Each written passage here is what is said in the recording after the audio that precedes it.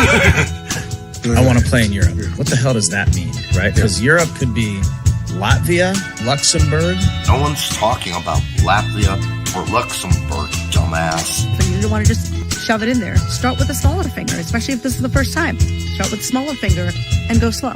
I mean, there's a lot of things that need to change. Honey, eating ass, it is the best thing that you can do for your man. I want people to realize I'm just human. I'm just human, and I make mistakes. So this guy, Derek, wants to know, is putting your tongue in an ass really the thing to do? Yeah, it feels really good. Yeah, just, it's a weird one, I think. And I know you want me to toss your salad too, don't you? All right, on that note. What are you saying, bro? You are. Stop, bro! Stop, bro, help me, I'm stuck!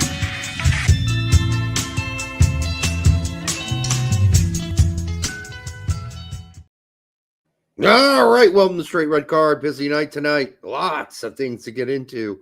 Kind of crazy. Twitter blowing up. Lots of negativity. Lots of, well, I mean, it's kind of like a lot of criticism about certain players. Other people levying criticism, others not.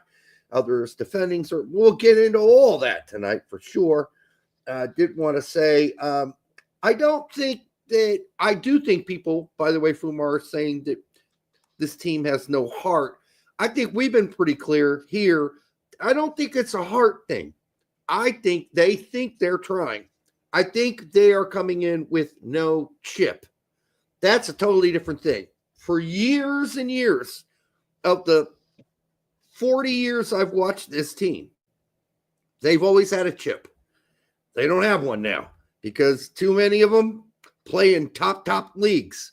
It's kind of the same reason Emma Hayes can get up players' asses on the women's team and at Chelsea when she was there, managing there, but would have a harder time doing that with these group of players playing at some of the top teams in the world.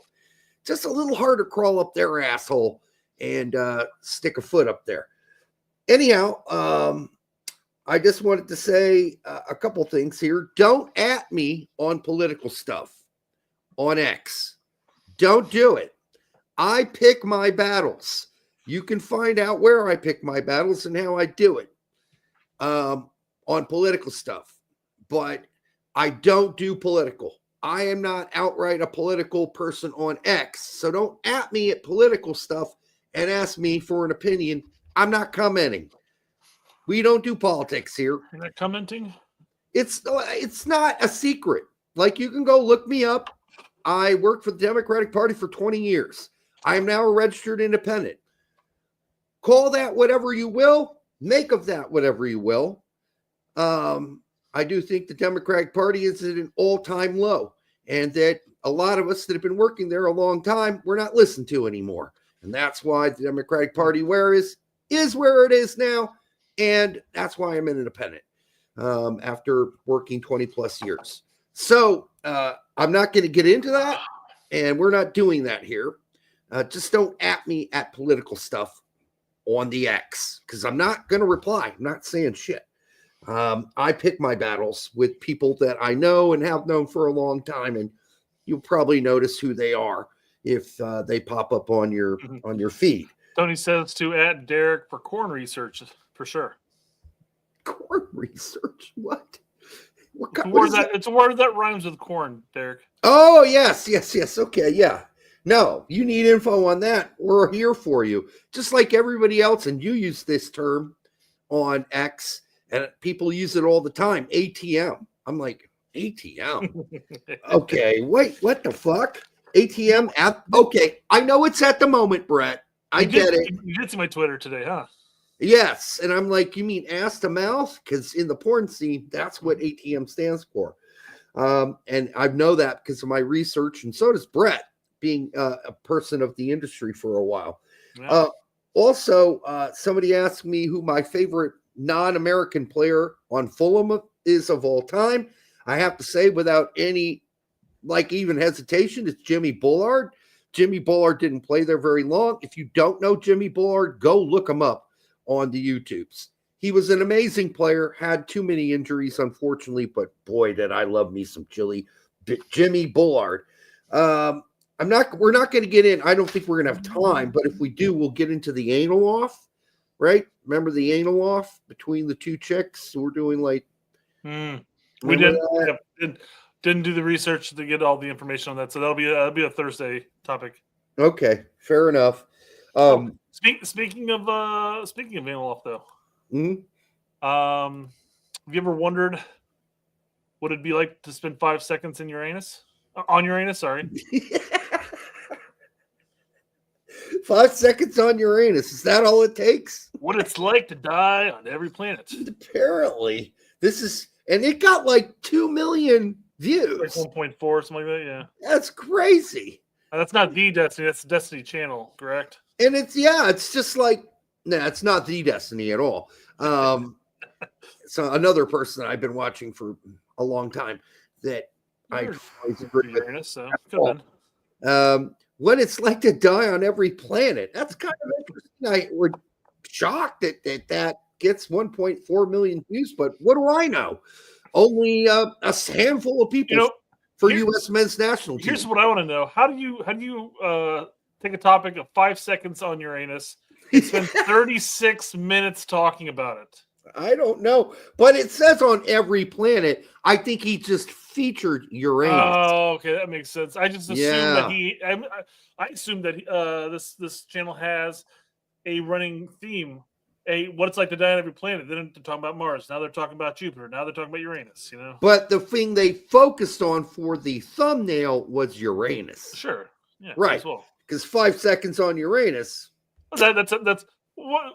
There's no other planet that would have a better thumbnail than talking about Uranus. Yeah, I mean, 5 seconds on Uranus is not a lot of time, even if it's a tossing salad situation, right? It's not a long time. I think if you're going to get enjoyment, it needs to be at least 45 seconds.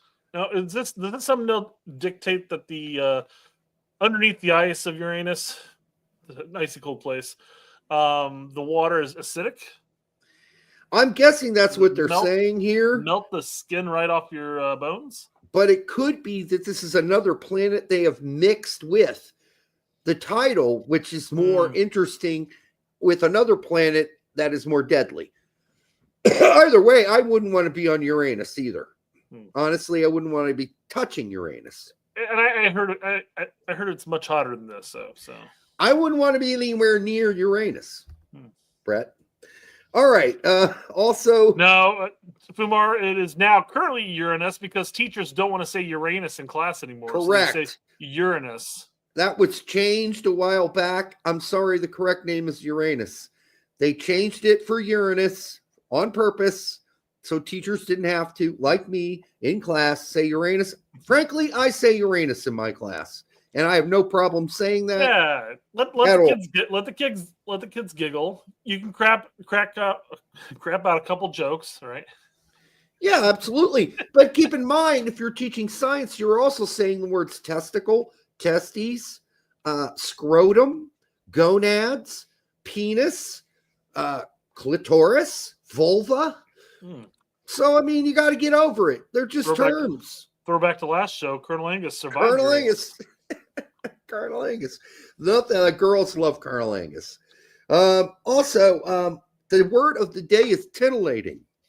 Titillating. It's a fun word. It is. It is titillating.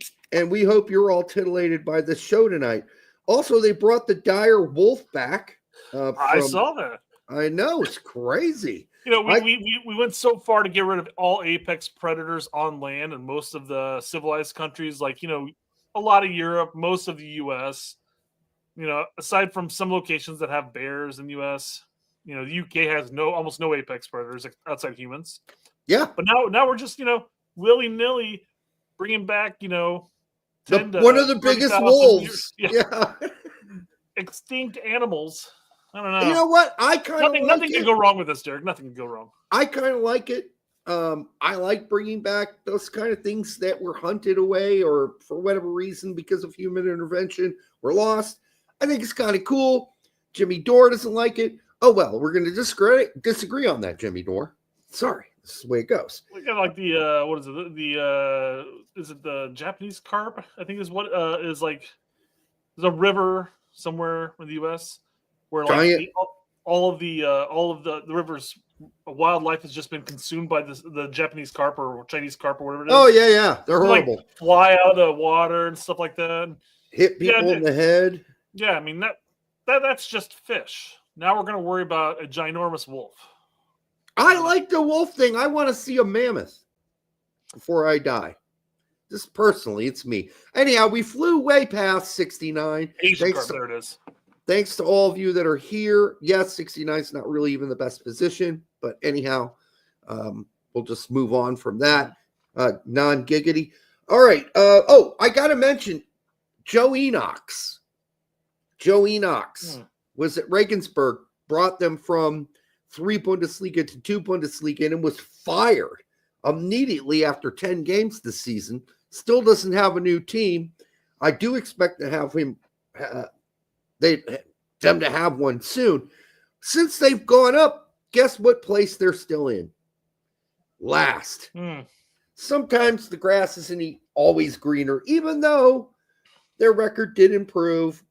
When Enochs went 1-1-8, all right, that's not good. 1 win, 1 tie, 8 losses, and then but you got to keep the guy because he got you there, right? And since they brought in the new manager, they're 4-3-8, which is slightly better, but they're still in last in 2 Bundesliga. Don't fire the American coach. Anyhow, he's got no job, and neither does the other guy, Matarazzo. No job right now. Anyhow, I don't know why that came up on my radar. I just thought I'd before we jump in too far off your radar there. We did miss the topic when we were covering Uranus earlier. Okay, we jumped off it a little too quickly, but my anus. X-Pac, from D-Generation X has a question for us.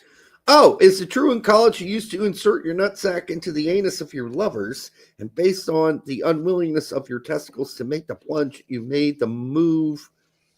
You named the move dog in a bathtub. I don't know, man. That was never a thing with me. Personally, I'm very protective of both of my brothers, and yeah, I just kept them out of any squishy situations like that. Just don't know how that works, quite frankly. Well, there's a video online of it working.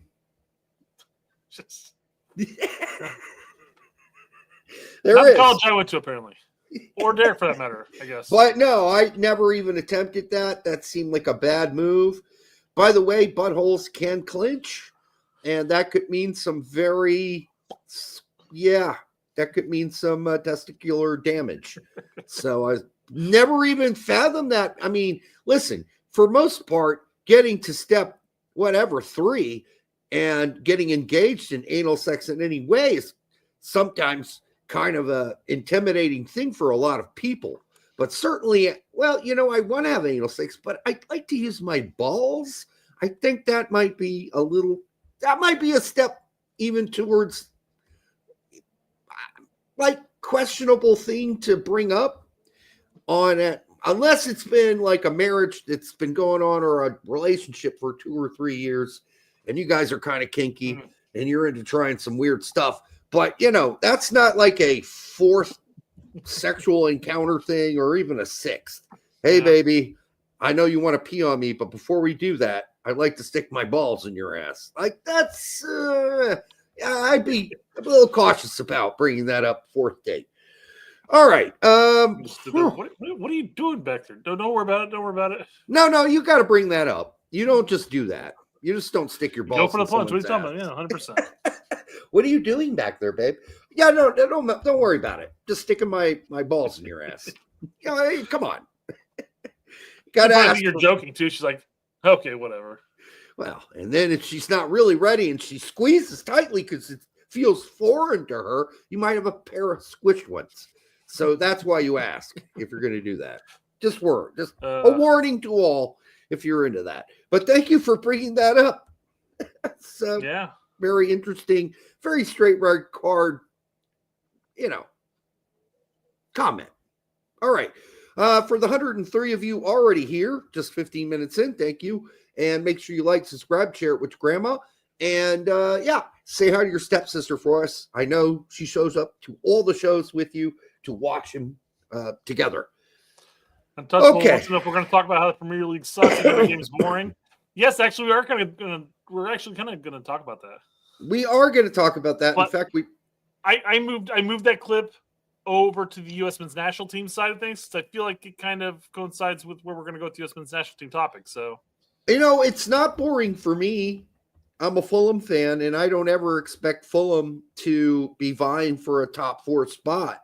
Yeah, but they have been the last couple of years. They've been sniffing that area, and for me, it's been fun. But I guess if you're like a Premier League generalist who just wants to see a really competitive league, yeah, I can totally get that. You totally missed the opportunity to say Fulham's never going to be a top 4, but they're sniffing around there and they're about to go balls deep.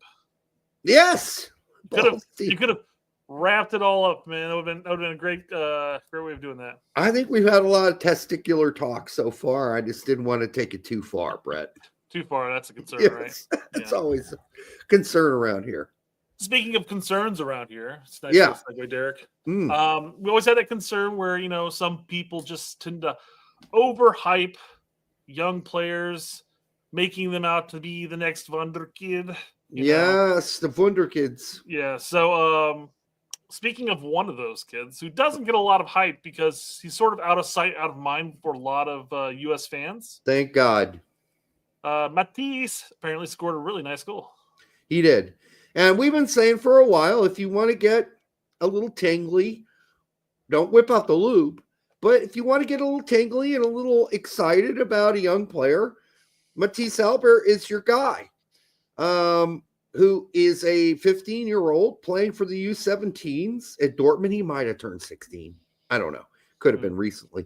But still, he's about Kevin Sullivan's age, and he's at Dortmund. He's not playing for MLS Next Pro or getting 5 minutes at Philadelphia Union.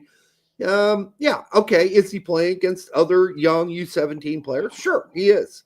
But we've seen that happen before with other Dortmund players. I don't know I believe Pulisic started there, but advanced up pretty quickly. I think we'll see Matisse Albert do that too. But yes, let's not get too excited. The fact is, though, that other people who were posting about Kevin didn't even know who this kid was. And I think that's fine, as YBG says here. They're the same age, but he's keeping it quiet, and his family aren't all over fucking X, splashing jizz all over X every time he scores a goal. Well, MLS is doing that as well, so it's not just the family, but yeah, still. Mm-hmm. And it comes in for a minute, and I'm not trying to take a shit on Kevin here. No, Hey, you're doing well in MLS Next Pro, and you're getting your debut minutes and stuff like that with Philly. Hopefully, it progresses forward and you continue to develop as you move on to Europe. But there's definitely a lot of one-sided conversation going on, especially in this group of U17s. Yeah, because there's a number of kids, and a couple of them have already made the move over to Europe as well. But there's a number of kids that are equally as promising. Yeah, they're not getting a lot of attention, but who was the one gentleman who's like totally convinced that Kevin Sullivan's going to go over to Man City? I think I sent you that, and is going to start right away or get lots of playing time. I mean, are you really paying attention? Because not this that's guy. Not. Yeah, it is this guy. Oh, I assume that Milton was talking about that he's going to go over there and get loaned out. Oh, not signing a contract. No, he thinks he's going to play. He's not going to get loaned out. His developments now in the MLS, by the time he gets to Man City, he'll be ready to play. 65% chance. No, my friend, Milton, I know you might be a new fan to youth development in the U.S. men's national team realm, but that's just not going to happen, my friend. He is way more likely to be loaned out. They got a loan army there. I mean, could you imagine Kevin developing in MLS and then immediately jumping the ship and starting it, or not even starting, but just coming off the bench? No, it's not going to happen. No, this is delusional. I would agree. Yeah, okay. I'm not going to say it's delusional. It is if you're ignorant of the past. There have been all those posts made by so many different websites of the top 30 under 17 players in the world, year after year after year. Only a tiny smidgen of them ever amount to a hill of beans. Some of them end up being good pros and have a good professional career. But to say you're going to go Kevin Sullivan from MLS Next Pro in a few dashing minutes at the Union and then start or play regular minutes for Man City is absolutely not knowing how this works. I'm not going to call him any names. I think he's well-intentioned. I think he means well. I just don't think he knows well how this is going to work out. Now, if I am wrong and Kevin Sullivan goes to Man City at the whatever age that's going to be, what age is he going to be when he goes there? 18, right? Yeah, I mean, it's as early as 16, but they talked about 18, yes. Because I thought he had a Euro pass, so he can go there as early as 16. Or as early as 16. It's just they talked about him coming over at 18, or I doubt he's going to wait till they're going to wait till 18, but I'd be surprised. And if he does, he'll get loaned out to some League One team for a while, and then maybe a championship team. And then if he does anything spectacular, they'll bring him up to Man City and they'll think about playing him. And then when they're done not thinking about playing him anymore, they'll just sell him. That's how this shit works. And that's generally how it's worked through time. So I'm not trying to shit on anybody's parade here, but we got to be realistic about 15-year-olds. Come on. Yeah. Go ahead, Brett. I got to take some nose drops here. Cool. So Curtis talking about Matisse Albert says, watch them promote him after they offload Gio. They make sure they have an American on the first team.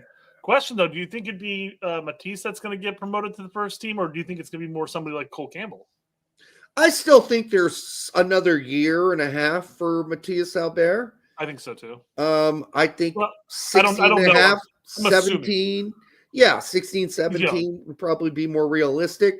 Cole Campbell looks like he might go on loan coming up this next window, which is also smart for him to go play for, a mid-table, lesser table team, maybe a promoted team. Wasn't he being rumored to like Leverkusen though? No, so that's ridiculous. Again, we got to be realistic about this. People post all kinds of weird asinine shit on X. And, if I spent all of my days calling these people out, I'd be just on X all day, and I'm getting to the point where I pissed enough people out off on X that it's just like, it's not worth my time. I'm just going to and the good news is other people do it now. So I don't have to. People are like, yeah, okay, dude. Right. He's a wonder kid already. Okay. So I don't have to do it. But if they need my support, I will step in and support them if somebody attacks them. S27 says the realistic take on Kevin Sullivan is that he's going to be like Sanquito Quint. I hope he's better than that, but we'll see. Yeah. He will be an MLS lifer who makes less than 10 caps for the national team. Yeah, I mean, there is every possibility in the world that is exactly what happens. I mean, it's a possibility. We talk about this all the time. How many young players coming up through Euro academies are like, this is the next one. This is going to be the superstar. And then they disappear completely. And you find out they're playing on some 4th division team before they come play for USL side. And Brett and I have been around long enough. We could list you a list of 10 people, at least 10 young players who were touted as the next best great thing, who didn't amount to a fucking hill of beans. All right. I will give you one example now. The guy who didn't end up going to Arsenal when he had a chance to go to Arsenal and stayed in the MLS. What the fuck was his name? Gil. Louis Gil. And he is he's the tip of the iceberg. There's so many others after him and even before him who were touted. What about Jordan Morris to Bremen? I mean, I know that Bremen wasn't great a season or two after he would have been over there, but again, highly touted. Now, Jordan Morris, a really great MLS career, and who knows how it might have worked out in the championship had he not sprung another leg. Oh, leak. you mean after he made his initial loan back or whatever? Yeah. Gotcha. He went to England and he was injured for a year after that. I think he played like 3 games total, maybe. Mm-hmm. So I'm not going to name them all, but there have been plenty, and I'll let Joshua Perez. You got Papa Call. We've talked about Gideon Zalalem for years here. Yep. I just don't want to reiterate and talk about, for the people who are regulars here and have heard us talk about this a million times. I don't want to go over it again. About them, actually. We did. If you want to check it out, we did a whole show of superstar kids who were supposed to be. Back a couple episodes though. Yeah, I think so. It was like a year ago, but just go look it up. I mean, oddly enough, that list hasn't really changed. And I'm not saying Kevin Sullivan is destined for failure. I just think we need to hold the lube, put it up on the counter, and just chill. He's not going to Man City and starting at the age of 16 or 17. I'm concerned with the signing at Man City. I know obviously he's going to be amongst the loan army and all that stuff, but my concern is that he's going to get lost just like everybody else normally does in that loan army. Yes. And I don't care how much money they spend for him. You can go look at all kinds of very promising players like Matt Miazga, who went to Chelsea's loan army. Zach Steffen, who went to Man City's loan army. And those guys weren't young, but even players who had already proven themselves to be good pros get loaned out. So there you go. We don't hate Kevin. We don't, Czar. We don't.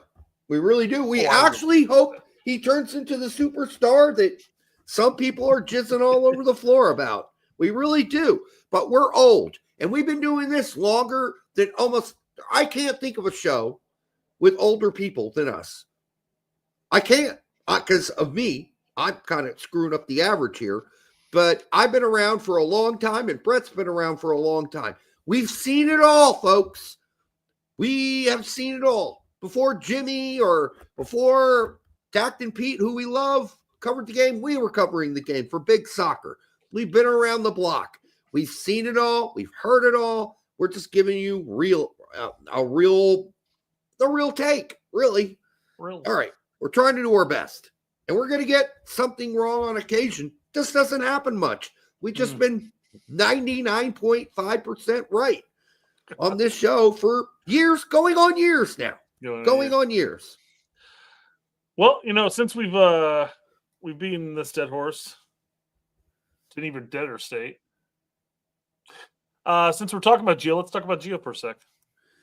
Oh, yeah. No. I missed my Gio topic. Oh, well. This is kind of coinciding with it, which is hysterical, which wasn't necessarily Gio related by any means, but BVB News blog is calculating the amount of points that Dortmund need in order to qualify for Champions League.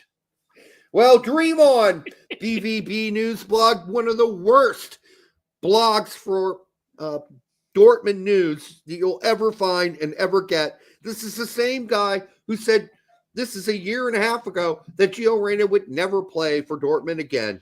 This guy says they were done with him. Apparently, he doesn't read any of the board notes or any of the local news about what's going on. They're bored. It sounds like they're over him now at this point, though. They are now. They are done with him now. Yes. So local news, local Dortmund news, local German news, German papers have all pretty much come to the conclusion this is it. This is why you don't listen to a guy like BVB News blog. His posts are crap. Generally, they're wrong. He's been wrong so many times, it's painful. We've given you the actual plan that was Dortmund had in plan for this season for Gio, and they tried it. And they tried to do it. They did. They gave it an honest shot. They gave him multiple starts. They played him in the Champions League. They gave him a Champions League start. What did Gio do with it? Absolutely zippo zero. So there you go. I would love it if Kevin scores his first MLS goal and he lifts up his shirt and it's got our logo on it with like a big X across X through it. I'd love it. That'd be hysterical, and I'd give him props for that. Send it. Send a shirt to him. Order one and mail it to him with the X already on it. I love these type of posts, and you see these not just from him. I'm assuming BVB News blog is him, from them. But other people do this too. Like, oh man, if we can just get 15 out of the remaining 18 possible points, we could be in champions. Well, you're assuming everybody above you is just going to lose. Like they're all going to tuck their tails in and just lose every game. What an idiot. I'm sorry. Maybe you're not an idiot, but so many of your posts, Mr. BVB News Blog, are so poor. And they've been so wrong in the past. It's like you don't even cover the team. It's like it's just your personal jizz page where you just whack off your personal feelings about certain players. Like we were the only ones covering actually the real news about Reina in Germany using actual German contacts and information from the board. We told you what their plan was. They played it out this season. He got healthy. He started to get minutes. They started a bunch of games, a handful of games. He came in off the bench, and he was poor. He was lifeless. He lacked enthusiasm. He didn't come out there with a chip on his shoulder. He wasn't horrible, but he wasn't great. He was somewhere between meh and some game poor. And that's not good enough. And so he's gone. They're not going to play him pretty much, I don't think, for the rest of the season.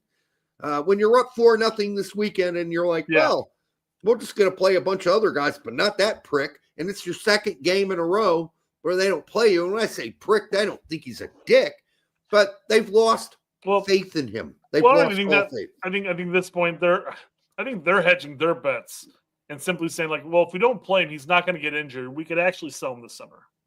That too, but I also think they don't think he's going to show anything sparkling enough. If they do play him, it's actually going to benefit the sale at this point. No, exactly. That's my point. Yes. Yeah. So just keep him healthy and just at this point, sell him for $8 million and get him off the ledger. Right. That's what I fully suspect is going to happen. Yeah. And that's another reason why I think that he'll be available for the Gold Cup rosters, because I don't think Dortmund's going to even include him in the Club World Cup roster. Why would they? I'd be surprised if they did. They're not playing him. They're not playing him when it's a guaranteed win.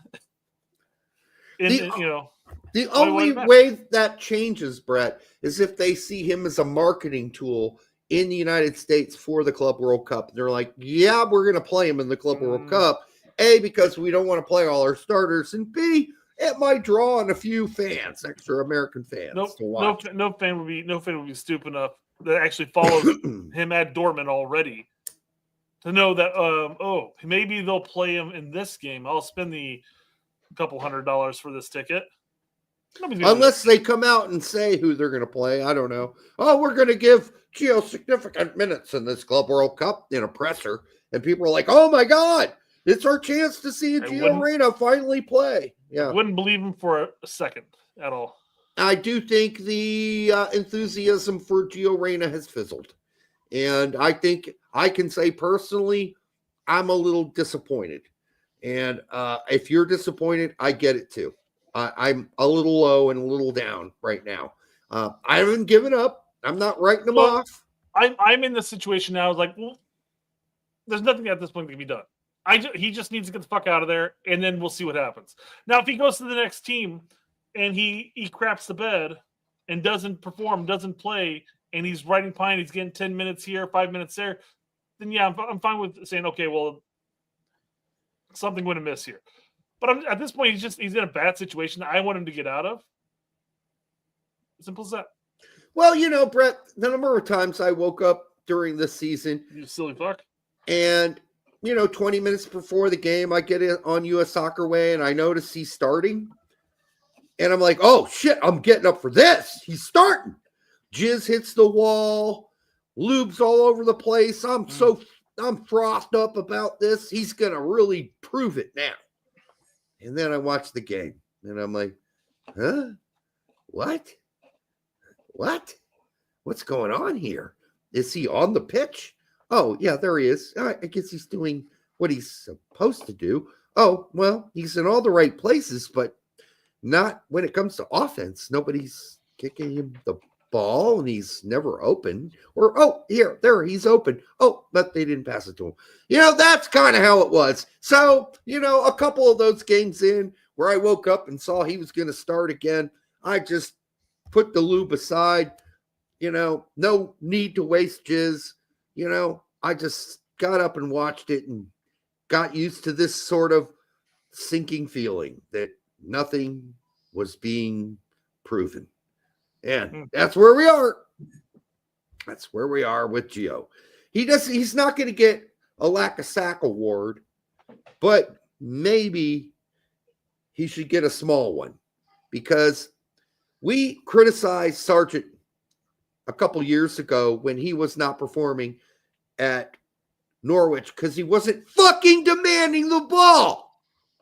And we said, demand the fucking ball. And then he came back, had the baby, came back, and he started fucking demanding the ball. Hey, I'm fucking open. Now, Reyna does that a little still. Just seems like it's lost a little bit of, I don't know, grit. Little bit of, hey, fucking shit, I am fucking wide open here. Pass me the fucking ball. Now, I know you're playing CAM, so you should be asking for the fucking ball as much as possible, especially in transition. But it just didn't happen, and we are where we are. I'm not giving him a trophy for lack of sack, but I'm disappointed with what he did with his opportunities this season. Here I am, Brett. No, I hear you on that, and that's a possibility. And I said at least about a month ago now, that I looked at those games, I looked at his performances, and I'm like, especially of recent performances, I was like, I feel like he's kind of checked out. He's coasting until the summer when he can get the fuck out of that whole situation. And I know your argument was you should be busting your ass the entire time so that way you can get a better situation. I don't know, I just felt like he was coasting like the last couple months. Maybe he doesn't want Dortmund to price him out of a move. That could be it. He's like, I'm going to make it look like I'm worth $7 million instead of 15. Yeah. I'm just going to make myself look like a $6-7 million player instead of a $15-12 million player. So, they can't price me out of the next deal. Who knows? It's kind of ironic. That's kind of funny because you bring that up, but this is like kind of the opposite situation we have with Sargent at this point. Yes. Because so there's a huge conversation going on right now about Sargent. He scores another goal for Norwich, and the same comments come out. Well, it's a shame he can't do that for the national team. And in a conversation today, of course, the normal talking points come out like, geez, he needs to get out of Norwich at this point. He needs to get a transfer somewhere else. And hey, maybe going back to Bundesliga would be great. Things that we've all said. Yeah. Since last summer. Problem was this last summer, Norwich completely outpriced everybody. Yeah. They wanted 10 to 15 million more than what his market value was at that time. Not saying the market value which is around 22, 23. I think is what Sarge. Yeah. No, that's what they were asking for. Yes, is what I'm saying. Sarge was not. That's not his market value. His market value is like 14, I think. But they were asking for 22, 23. Sure. Yeah. So. Sorry, my fridge sounds like it's going to explode here in a second. I mean, I think they left the freezer. I'm going to go check on that in just a second. But I wanted to say this was the final year of the EPL parachute payments. They're not getting promoted again. Nope. So they're going to end up having to do some offloading. Yes. Now Hanley's their number one highest paid person. Now he's at 32-year-old. Yeah, so it's not him. Yeah, it's not him. Sargent's the second highest. Science and Sargent are the hot commodities at Norwich. No. As far as making money, yes, I agree. Yeah. Selling somebody and making money, yes. My point was that Sargent's their second highest paid player on the team itself. Yes, so but the other guys irrelevant. They're just going to get him off. So. Well, and that's another thing they could always. I wondered if they're not going to offload Sargent. Maybe they're going to try to outprice him again to keep vying for it, and then they just offload some of their aged out players because they have like 4 or 5 players that are like 32 to 34 that are all making like in their top 7 paid players. Yeah. So it's like, do they try to bank by offloading those players instead of getting rid of somebody like Sargent or Science, or do they try to make some transfer funds and then try to rebuild? It's tough when you lose that last payment of the parachute payments, and even if you keep Sargent, there's really no guarantee. You're going to have to offload at least Science or Sargent or both, and then go out and get some really solid ass championship level players that are going to help you get out. And the problem is with Norwich. I'm going to check my fridge real quick. All right. The problem with Norwich is not Science or Sargent. It's the rest of the fucking team. And their defense is pretty poor. So they're going to have to buck up there.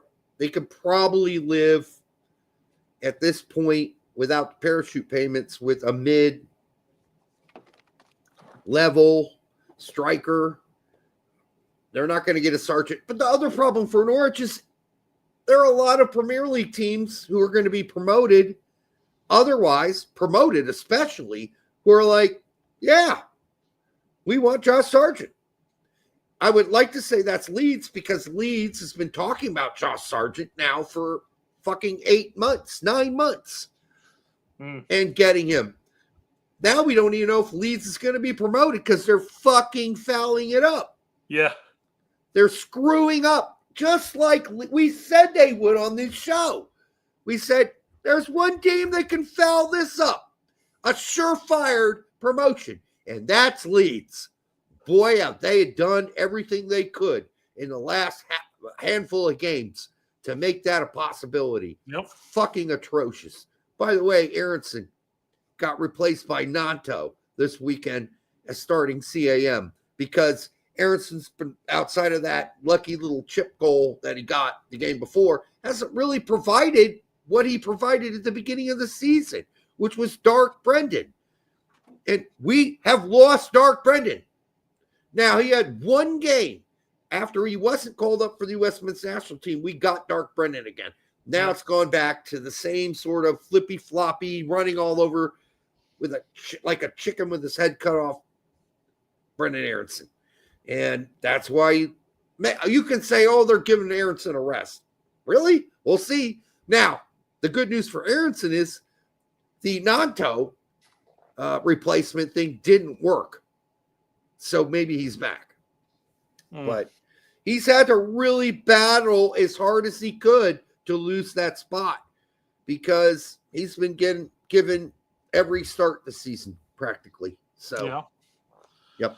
Well, that might be a position. If they do get promoted, it might be a position they're going to spend some of their newly acquired EPL money on. Just to be clear about Gio, I know he's performed well for the U.S. men's national team consistently, which is one of the reasons I'm not giving up on Gio Reyna, and no one should. He's shown magical shit.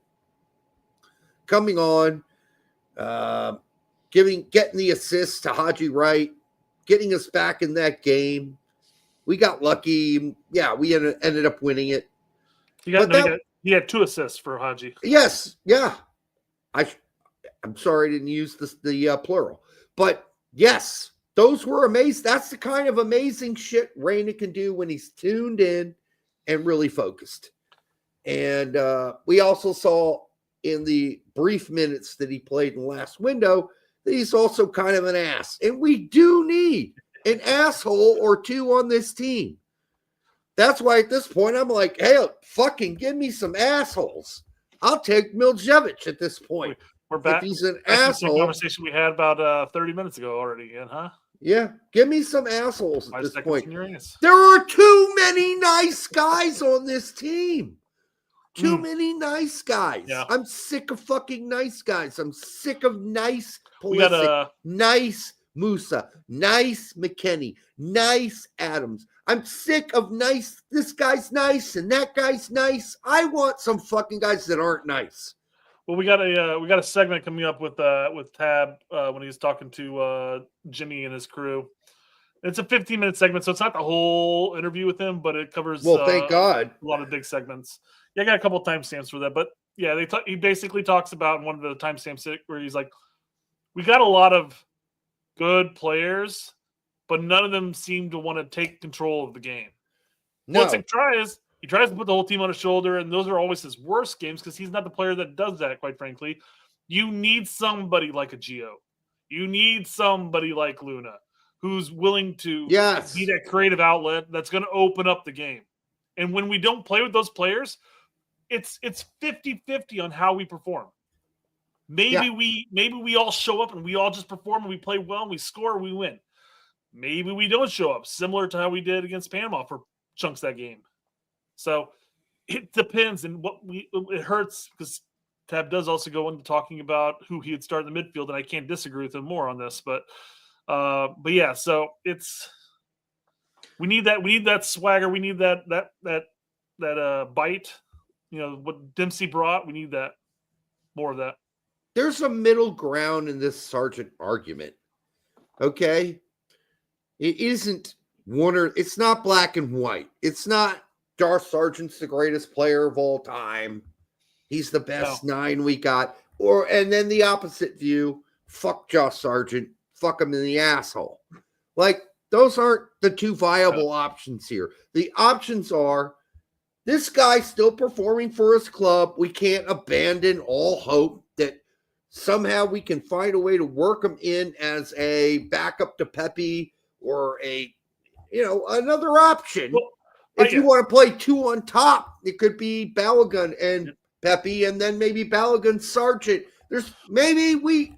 God forbid we play two strikers. No, that'll never happen. Right? That'll never happen. There. You're right. I will say this: I got pulled into the Sargent conversation in Twitter today, and I didn't mean to. I wanted to clarify one thing that Tack was saying, and then it just snowballed from there. Just avalanche, just down. So here's my actual post that I got sucked into.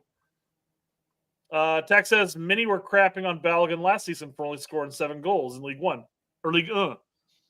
Most nearly everybody would agree that was a bad season for Balogun.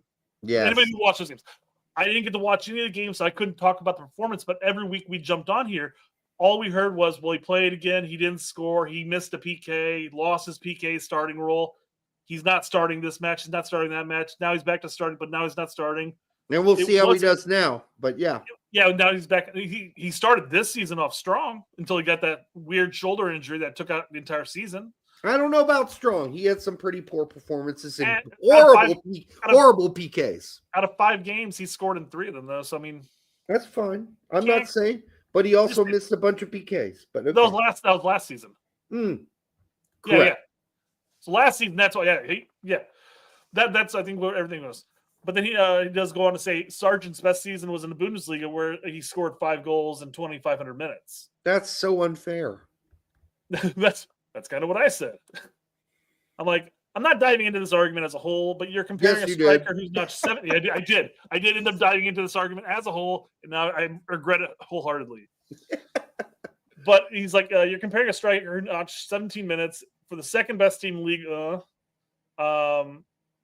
compared to a relegation-bound Bremen side that created the least number of chances in Bundesliga. They were horrible. In years. Yeah. They talked about it every week in Bremen. There's just like, man, this team's producing the least amount of chances in the past decade of any Bundesliga team. That was one of the worst. Bad team. That was a horrible team. Yeah. But yeah, so it's just like it's not apples to apples. It's apples to oranges in the situation when you try to compare those 2 seasons. Then it spiraled from there, turning into a Sargent sucks, Ballow's greater. I've never once argued the point. My personal depth chart as far as strikers concerned right now is Balogun and Pepe. They can fight over number 1, whoever you want, and then Sargent's a third. You can throw Haji in there. You can actually have the argument of Haji above Sargent. Yeah. Sargent, I mean, Haji's at least scoring for the U.S. men's national team. And he's playing center forward now, by the way, for Coventry City. So that's the 4. It's the Pepe and Ballor are fighting each other, and then Haji and Sargent are fighting for 3rd and 4th. And all the context that gets left out of this fucking discussion on a regular basis is, how do we play? How is Poach going to play?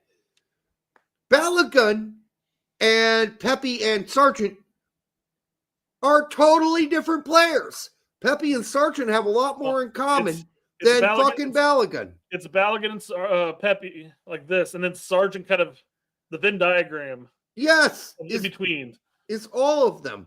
So yeah, I mean, comparing Balogun and Sargent is like comparing totally two different strikers. Balogun is through the lanes. He's a through lines guy, through lanes and through lines. Sargent is an every striker who can play with his back to goal, at least for Norwich, and is great in the box, and great with the head, and great with being a poacher. Balogun is a streaky, fast guy who plays through lanes and scores through lanes with his speed. Pepe is just a great finisher in the box, period. Give him a chance, he'll score. I mean, there was the time towards the obviously when Balogun was playing for Berhalter that we were entertaining the concept of having Balogun play out wide because Berhalter plays his nines with his back to the goal, playing all the hold up play. That fits the Pepe, that fits the Sargent, fits Haji. I think Haji's kind of a nice mesh between the hold up play and the Balogun role, but I think Balogun's the better between the line striker. And I got into an argument. Part of the argument I made here in this long thread when talking about Sargent and whether or not he sucks for the U.S. men's national team. I talked about his time just with Poach, ignoring the games prior under Berhalter. We already know what those games are. Under Poach, he had 2 chances against Panama in the first match. One was a glaring sitter that he missed, and we all called him out for it. Dude, how did you miss that play? Right. He should have put that away. Any other day of the week, he would have put it away, but he missed it then. That sucks. Second opportunity he got in that game required the goalkeeper to make a save. Not bad. I mean, that's not bad. It still wasn't a great performance as a whole. And then he put up a goose egg against Mexico. Everybody sucked that game, but he was definitely not great.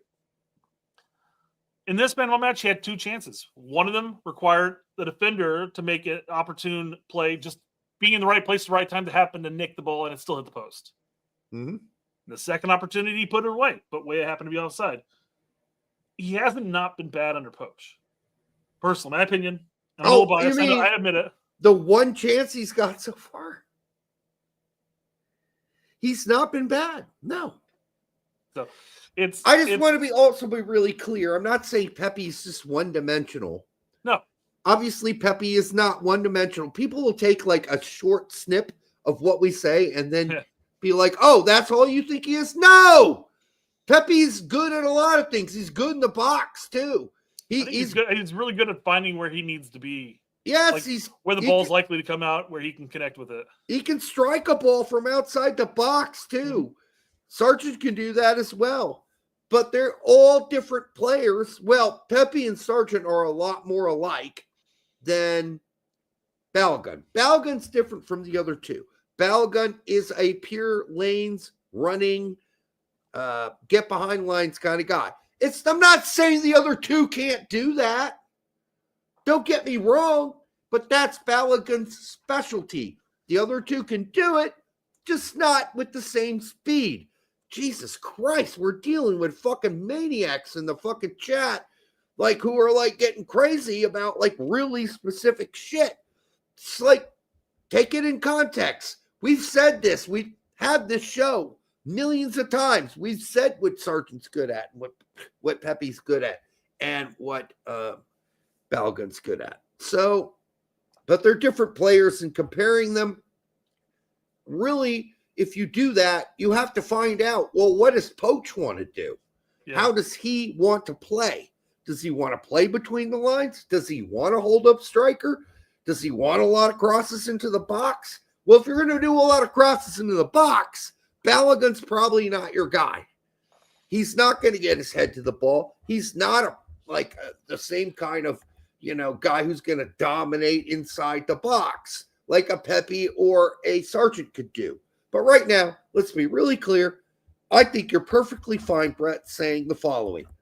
It's Balogun and Pepe, and then maybe you could put Haji Wright above Sargent. Because when Haji Wright's come on and played, he's done better. He scored goals. Well, let's preface that by saying that, yes, he scored goals. Scored goals with Gio Reyna delivering the passes, which Sargent's never had that luxury of doing anytime recently. So, So I saw some people talking about Josie Altidore. You know who would have sucked under Berhalter? Josie Altidore would have sucked under Berhalter. Like, really been bad. Yep. Because he's definitely not. He was. I mean, he may have became at the end of his career a play with your back to goal type of striker. Right. But for the bulk of his career, he was not that player. Oh God, you can count the number of headed goals too. By the way, in the box that Josie ever scored on one hand. He's just was never good in the air, which is crazy for a mammal of his size. Well, no, it all depends on how you grow up and how you play. Quite frankly, I mean, he grew up playing he very much the Balogun-esque type of run between the lines. Even at Red Bulls, he had JPA playing the hold up striker role, and he would run behind him. Yeah. Yes. So. And he got to do that. I guess they played kind of a two striker role there, or a second striker / striker role there. And let's be honest, his early days at New York Red Bulls, he was not that big of a mammal. He didn't get that big until he got to Europe, Josie. Let's rephrase that, until he got to EPL in the end, because he still wasn't even that massive when he was playing at AZ. So, I mean, yeah, he got real big. Well, the EPL sides kept asking him to play the target role. I'm like, hey, dude, you're like, but they never passed him the ball. I know. In Sunderland, he might as well not have been on the pitch. Yeah, because they would not pass him the ball. I remember waking up for those mornings and watching those games like, he's wide open. Pass him the ball. No. This is not me bashing on Josie by any means. I think he was quite pivotal for us. But we always played under Klinsmann, always under Klinsmann, but under Bradley. We always played with the two striker tandem. So he always had somebody to play up against. But when Josie was placed up on an island, when we played under Klinsmann, whenever he played with a one striker formation, he was a ghost, non-existent, barely ever touched the ball. Yep. So. Yep. Agreed. Not hating on Josie, guys. Just simply, I made the offhanded joking comment that he would have sucked under Berhalter because Berhalter required something of his nines that he wasn't very good at.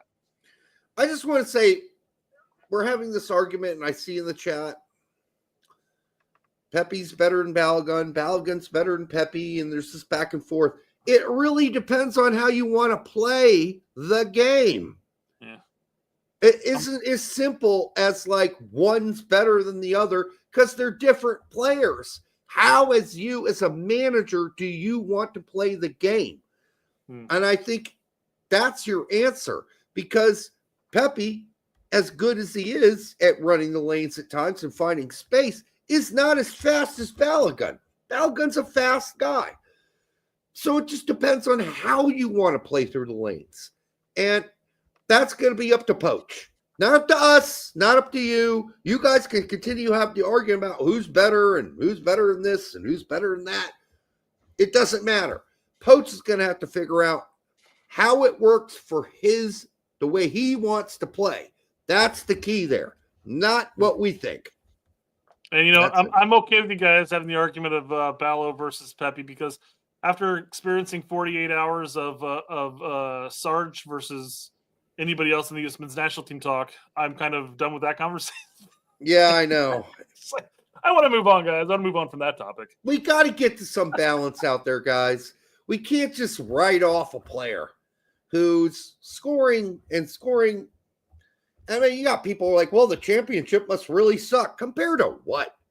Compared to I know Tack questioned that. He's like, maybe the championship just sucks. He was trolling. I know he was. Absolutely. He didn't really believe that.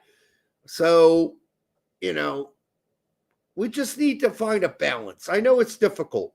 And the reason that we're not just going to sit back and take it either, when we think an American player is out there who is playing for a team and he's totally fucking coasting and playing like a naive child, I think we need to call that out for his club or his country. Plenty of people to call out in the last Nations League.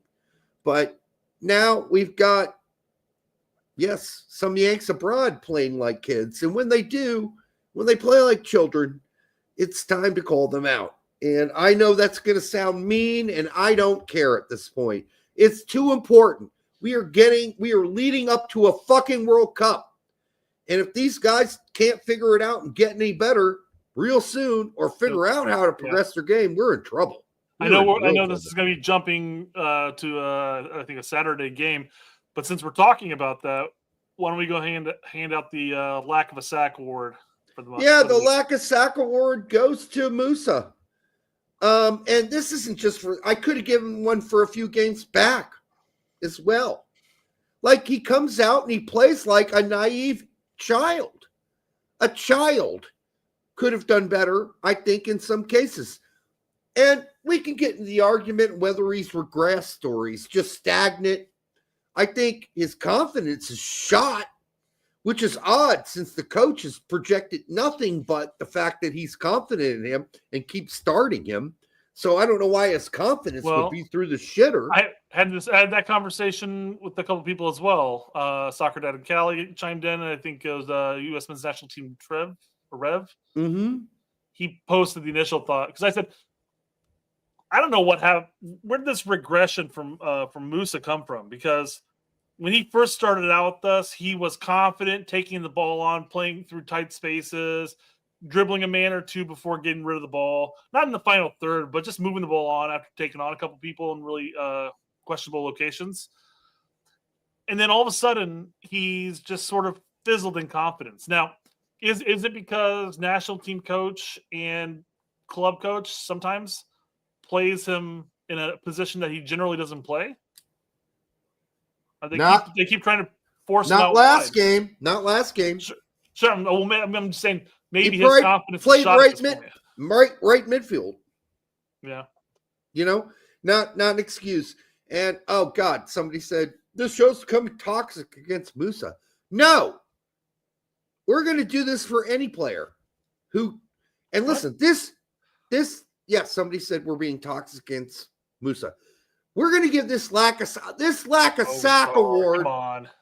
Could have gone to Pulisic last weekend when he pussied out and handed the ball to Santi for the fucking PK. That's a lack of sack move. Don't do that. You got to know the circumstances. You know your team's down 2-0. You grab the ball. You're the designated free kick penalty taker. You score the goal. You don't gift it to somebody because they really, really need to get their confidence up. Fuck that. You take the ball and you score the PK. That's a lack of sack movement. And I don't care if it's Pulisic, and I don't care if it's a player way down the rung. People need to be called out. We got a year till the World Cup. We can't have any more lack of sack moves. Our players need to stand up. I can't even imagine fucking Brian McBride or Clint Dempsey. Can you imagine him giving up a PK to another player? Fuck no. You imagine Landon Donovan giving up a fucking penalty kick in a fucking game they need to win because they're fighting for the last possible chance to make the Champions League for his club? Handing the ball off to somebody else? Fucking hell no, he wouldn't do that. That's a lack of sack move. And here we got Musa playing like a naive child with his head totally up his ass. Not only this game, the game this weekend, but a few weekends ago. Played the same way with his head jammed up his fucking asshole. That was a bad game. This one was atrocious. Absolutely atrocious. He got pulled at 25 minutes. And you're like, well, don't be too hard on him. No, I'm done being soft. We've been really nice to all of these players now for years going on end. And we've had lots of hopes, just like you had lots of hopes. But when a guy is playing like a fucking lack of sack, I'm going to have to call it out at this point. I'm done. I'm done being nice. It was incredibly telling. And you're like, Musa got subbed out the 23rd minute. I'm like, shit, is he injured? You're like, no. Like shit. I'm like, he must have really played like shit if he's getting subbed out the 23rd minute. I didn't even bother watching that match. Czar says Musa is so polite and respectful, though. Fuck polite and respectful. I am done with polite and respectful. I want some assholes on our team. I want dicks. I want fucking assholes. I want hardcore fucking guys who aren't nice on the pitch. I want guys who are like, I'm fucking taking over this game. I want guys who are fucking saying, I'm the fucking balls out player on this team, and I'm going to fucking show you what I got. That's what we used to get from the other guys when Dempsey went to Fulham. Fucking go back to John Harkes playing at Sheffield Wednesday.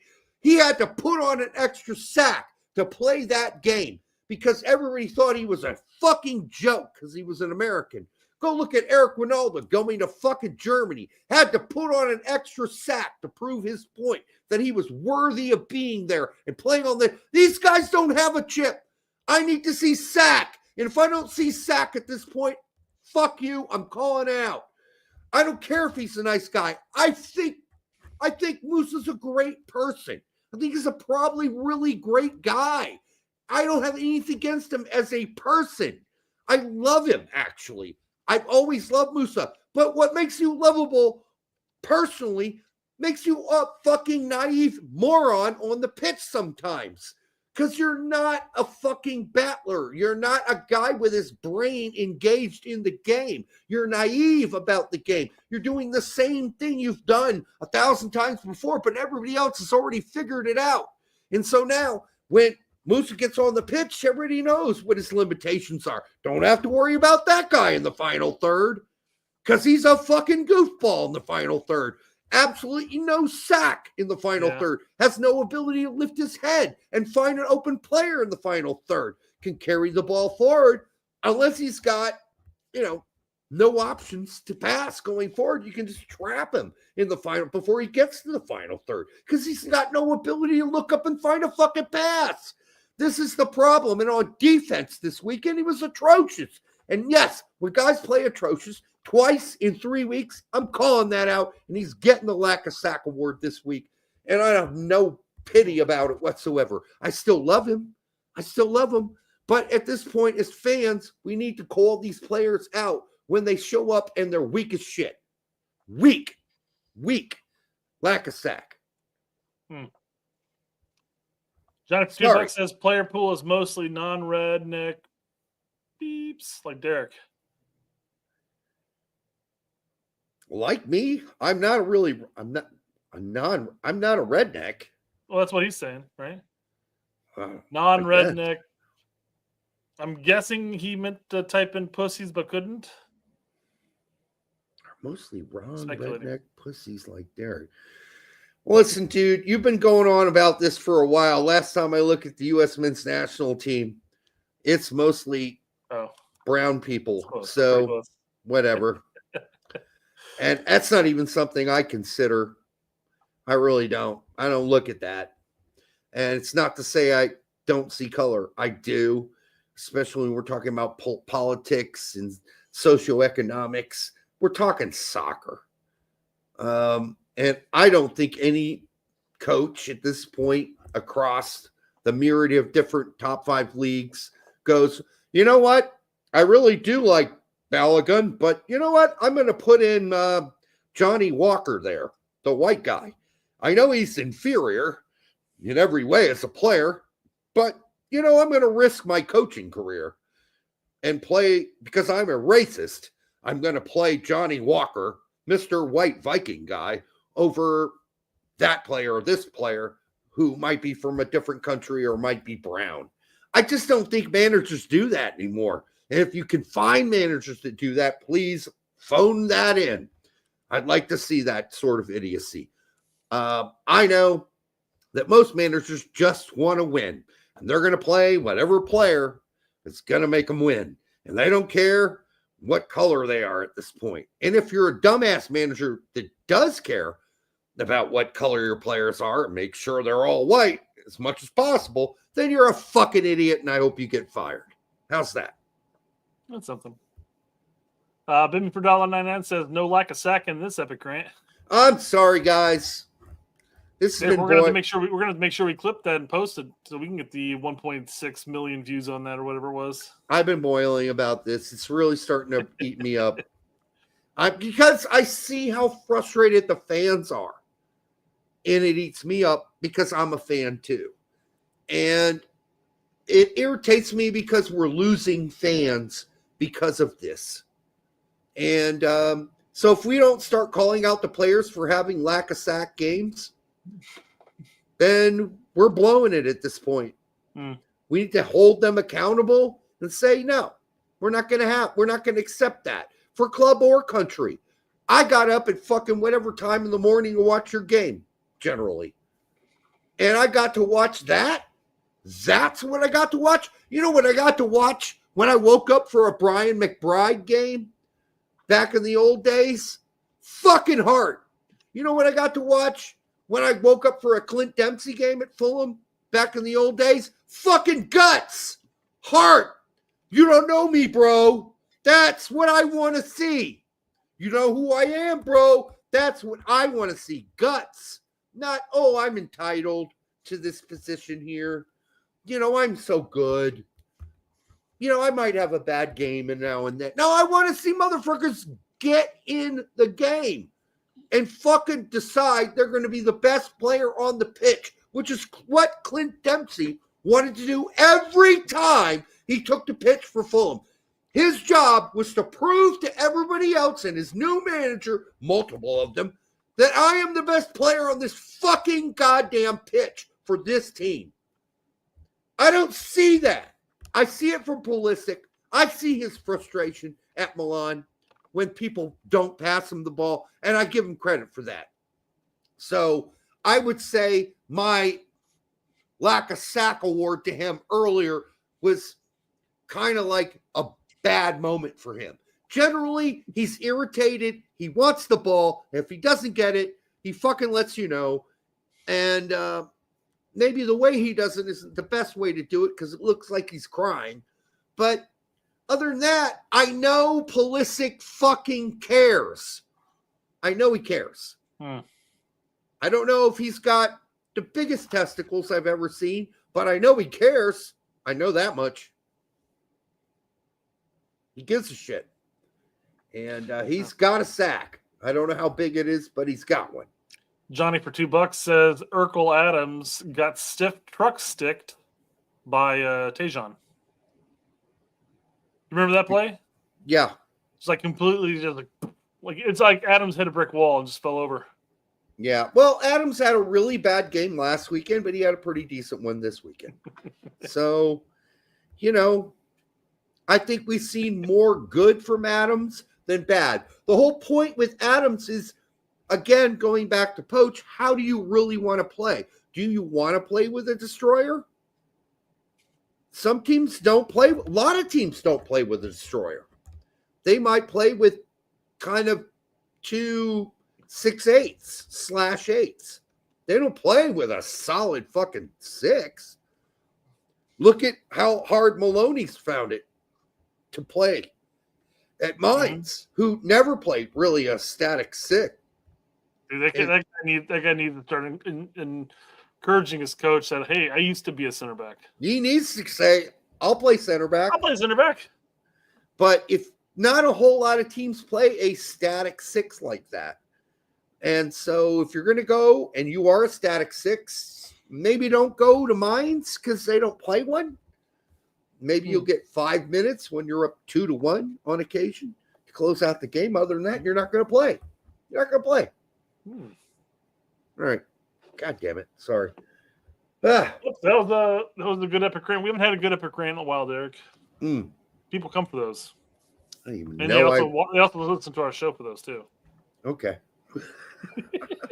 For the 236 of you here now on both X and YouTube, make sure you like, subscribe, share it with grandma. We would appreciate it. Talk your stepsister into getting onto her account, because I know you both watch the show on your account, but get her on her account and make sure she subscribes to the show separately. It'll bump our numbers up. And we always want the stepsister numbers to improve. It'll also improve our general female count on YouTube, which is only currently at 0.002. Yeah, just think if we can get up to 1%, all the marketing options for females, right? Yeah, absolutely. Take it all. Take it all. If you don't have a stepsister, ask your sister. Just don't have sex with your sister because that is not legal. It's weird. Right. It's weird. It's not good. Stepsisters, okay, we get it. Real sister, kind of weird. Oh, that's really weird. That's really weird and gross. illegal. And illegal. Yeah. No. All right. Let's do Yanks. All right. On Friday, Aiden Morris had a really good game and went 90 minutes in a win. He was named to the team of the weekend for the championship. Kind of a player, if you're talking about the Tessmans and the Adams, and, he's got to be still in the conversation. I don't know how deep in the conversation he gets for Poach, but a good game. They fouled the shit out of him, too, in that game. No Kai Banks in the 18. Didn't play. They lost. But the center back got a red card for Augsburg, so he might get to start next game. We could see a no Kai Banks start next game. Johan Gomez did not dress for Braunschweig. I have no idea why. They currently sit in Bundesliga 2, 16th out of 18th. They're probably going down. Castaneda was, this is first Castaneda's team for Paderborn. They currently sit 4th out of 18. They look like they're in contention for maybe promotion.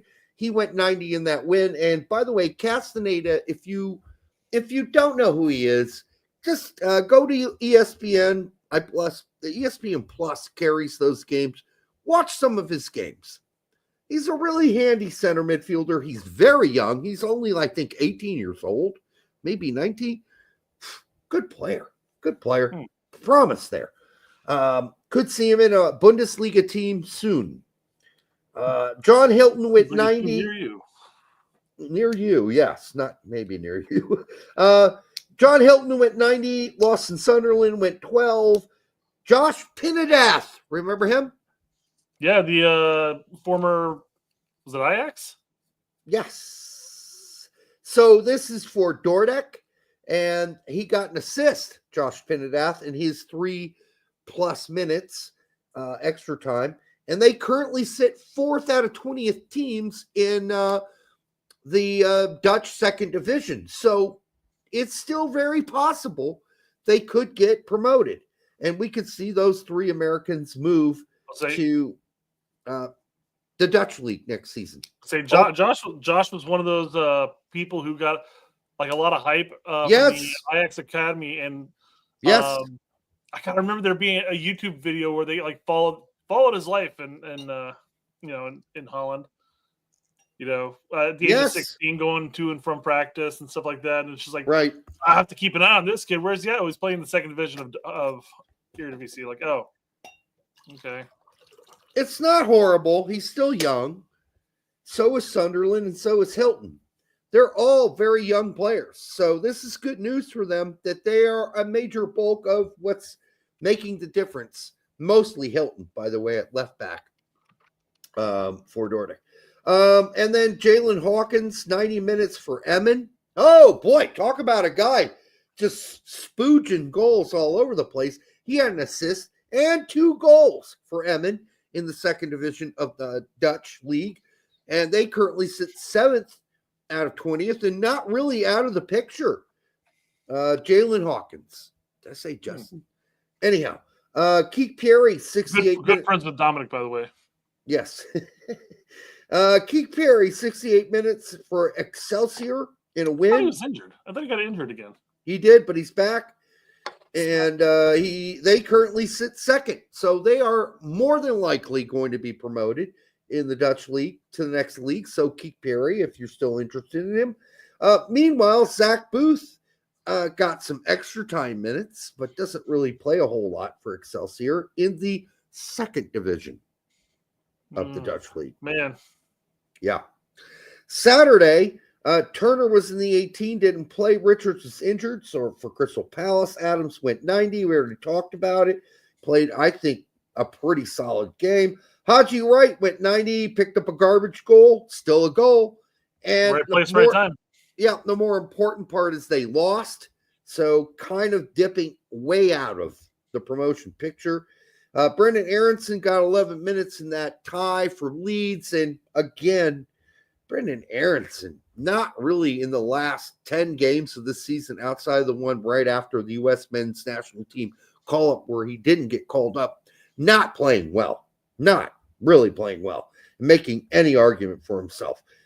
He did score recently, but that was a garbage goal too, and I don't think that really makes up for the rest of his play as a new Leeds guy. I do watch all Leeds games. I watched them all last year, even when Aronson wasn't there.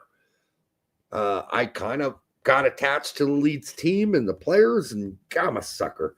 Anyhow, DK, 3 minutes. Good to see him back in a loss. 30 minutes. I'm sorry. Go ahead. Good for now. For now. Josh Sargent, 90 minutes in that amazing goal we saw.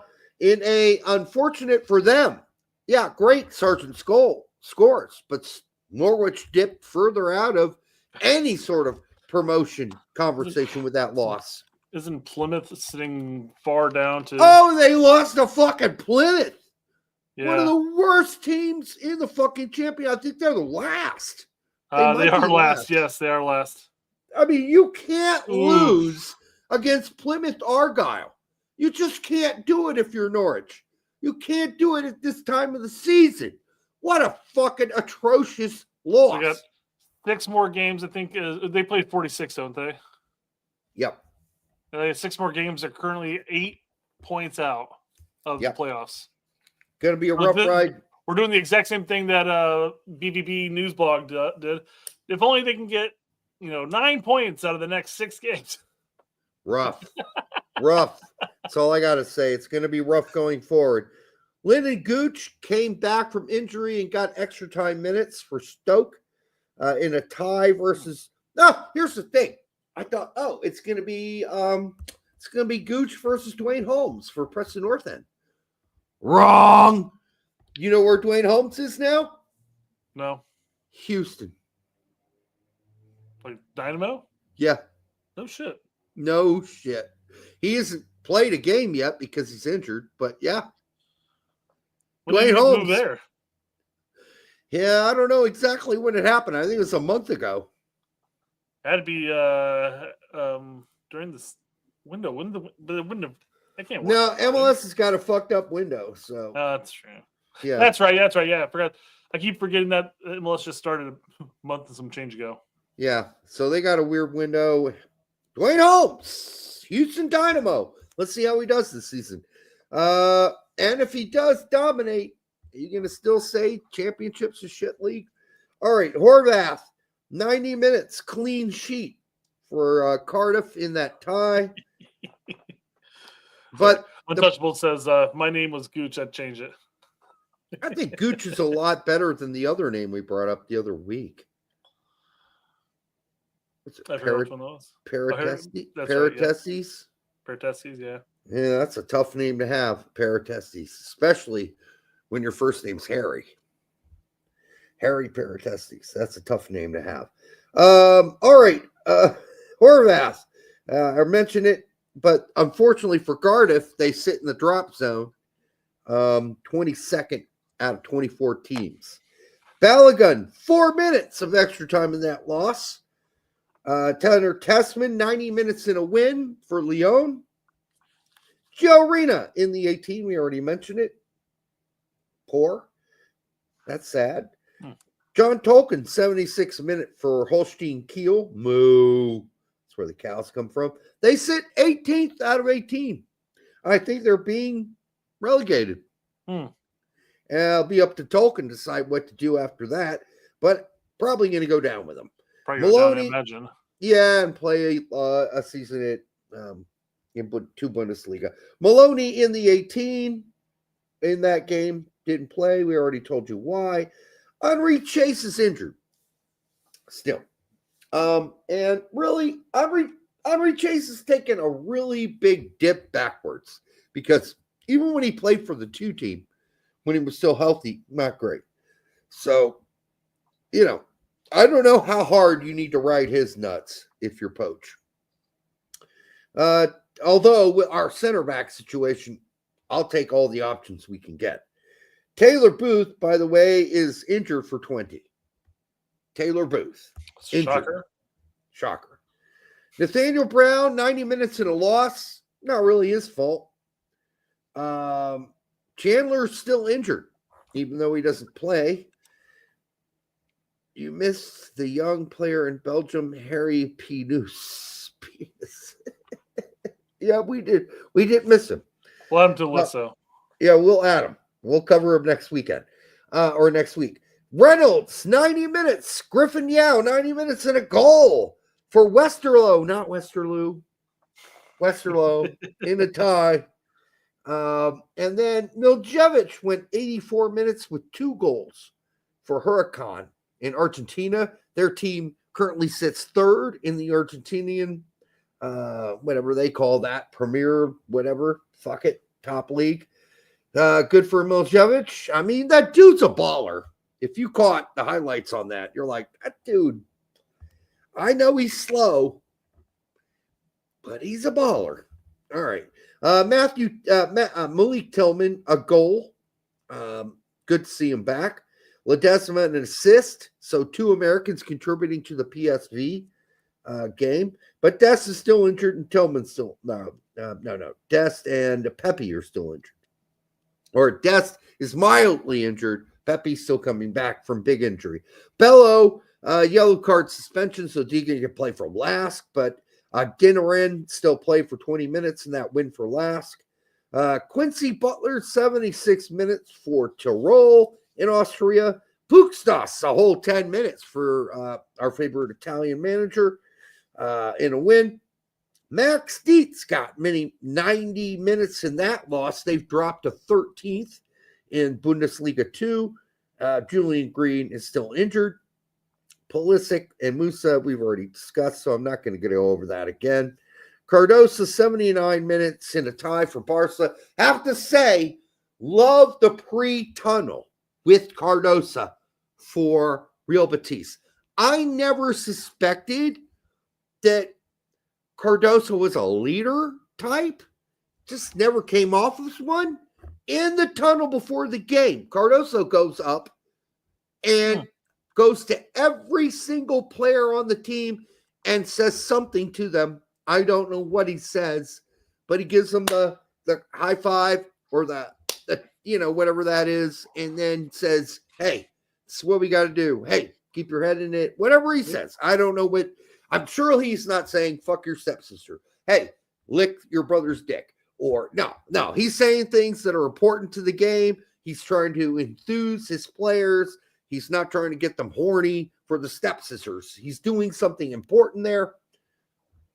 I mean, I liked it. I did not think that's who he was. I didn't know Cardoso was a leader on the Betis team. I frankly didn't know that. That was news to me, and I thought I'd point it out. All right. And then we get to Sunday. Jedi, 90 minutes in a win versus Liverpool. Suck it, Liverpool. Woo. All right, I'm a Fulham fan. If you're a Liverpool fan, don't take that personally.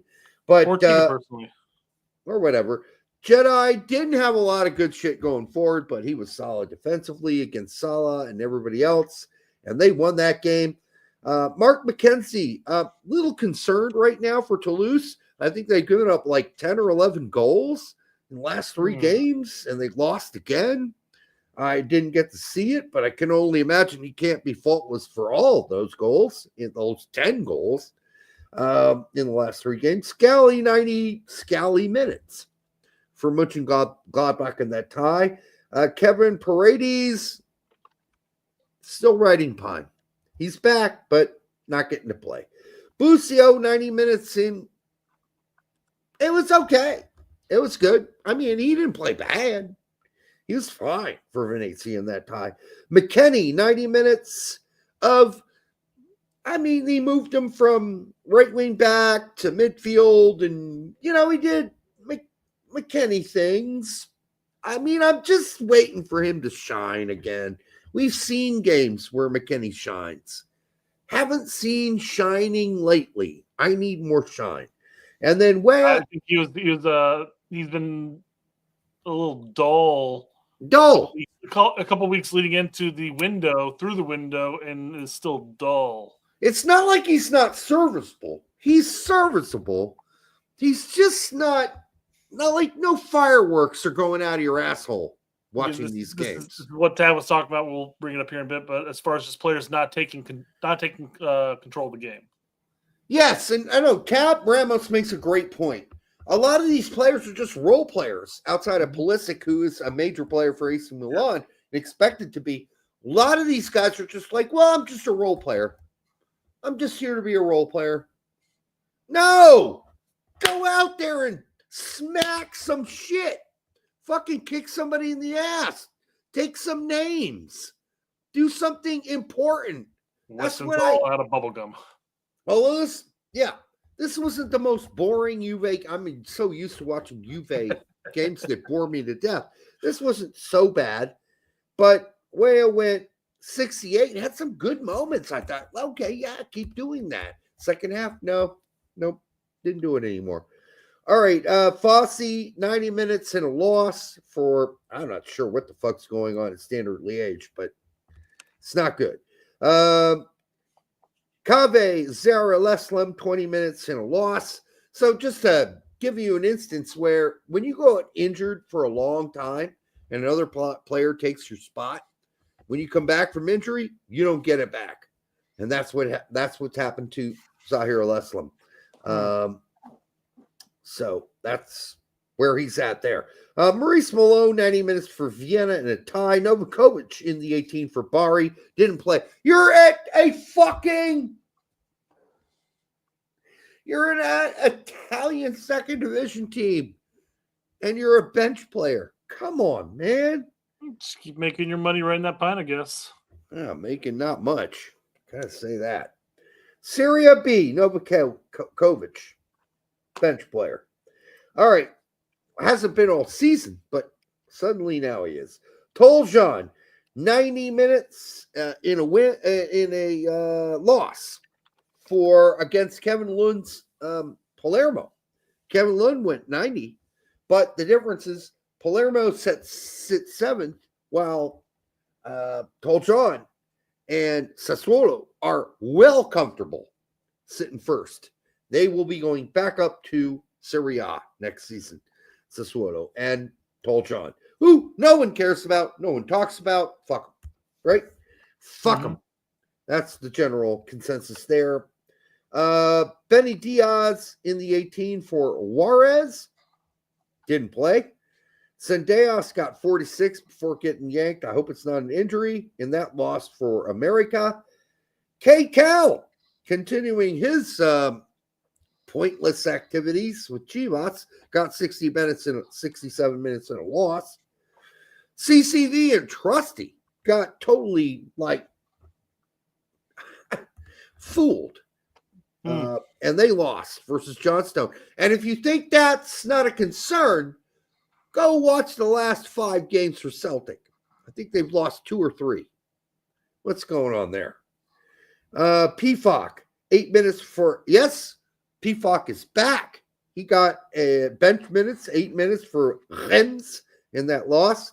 Caleb Wiley went 80 minutes for Watford in a loss. Can you imagine when we were doing this report fucking 10 years ago, 15 years ago when we were doing it? I'd be going on this long. Yeah. This is what's astonishing. I mean, if you covered every 3rd and 4th division player like we do now, I mean, maybe. Still wouldn't be this long. Frankie Amaya today, on Monday, in the 18 for Toluca. And like always, Frankie Amaya not playing. Hey, buddy, go back to MLS. You might get some minutes. Also, MLS standouts. Don't worry, there are not a lot of them that are American. Azeel Jackson got a goal for the Crew. Serge Ngoma got a goal for Red Bull. Jack McGlynn got a goal for Houston. Griffin Dorsey got that assist, I believe, as well for Houston. Then Brian White. Oh, what? Brian White is on this list again? Is he not on this list every fucking week? He is on this list every week when we do the MLS report. Brian White got a goal. But guess what? So did Emmanuel Sabi for Vancouver. He got a goal too. Mr. Le Havre got a goal. And Sebastian Berhalter, listen, say what you want about Greg. Sebastian Berhalter's he's a baller.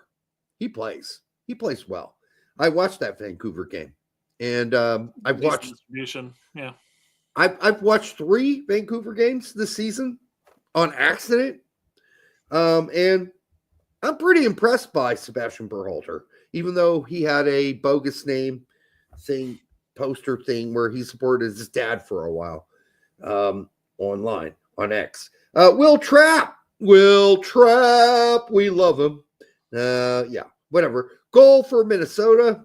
You can't say stuff like that because Johnny's just going to go off on a rant about 40 posts in our comment section. I know, but it's so tongue-in-cheek. Can he not understand what tongue-in-cheek is? All right, Keaton Parks, a goal, not a goal against his own team this time, but a goal against the other team. Got a goal for NYCFC. I know you're not a fan of Keaton Parks. Diego Luna. I have a problem with Keaton Parks. Hold on. You can't throw that around like that. I don't have a problem with him at all. No, you weren't impressed by him. Diego Luna. I said the one match he's played. Well, I'm not going into that. It's not no. You watched one game. It's fine. He wasn't good in that game.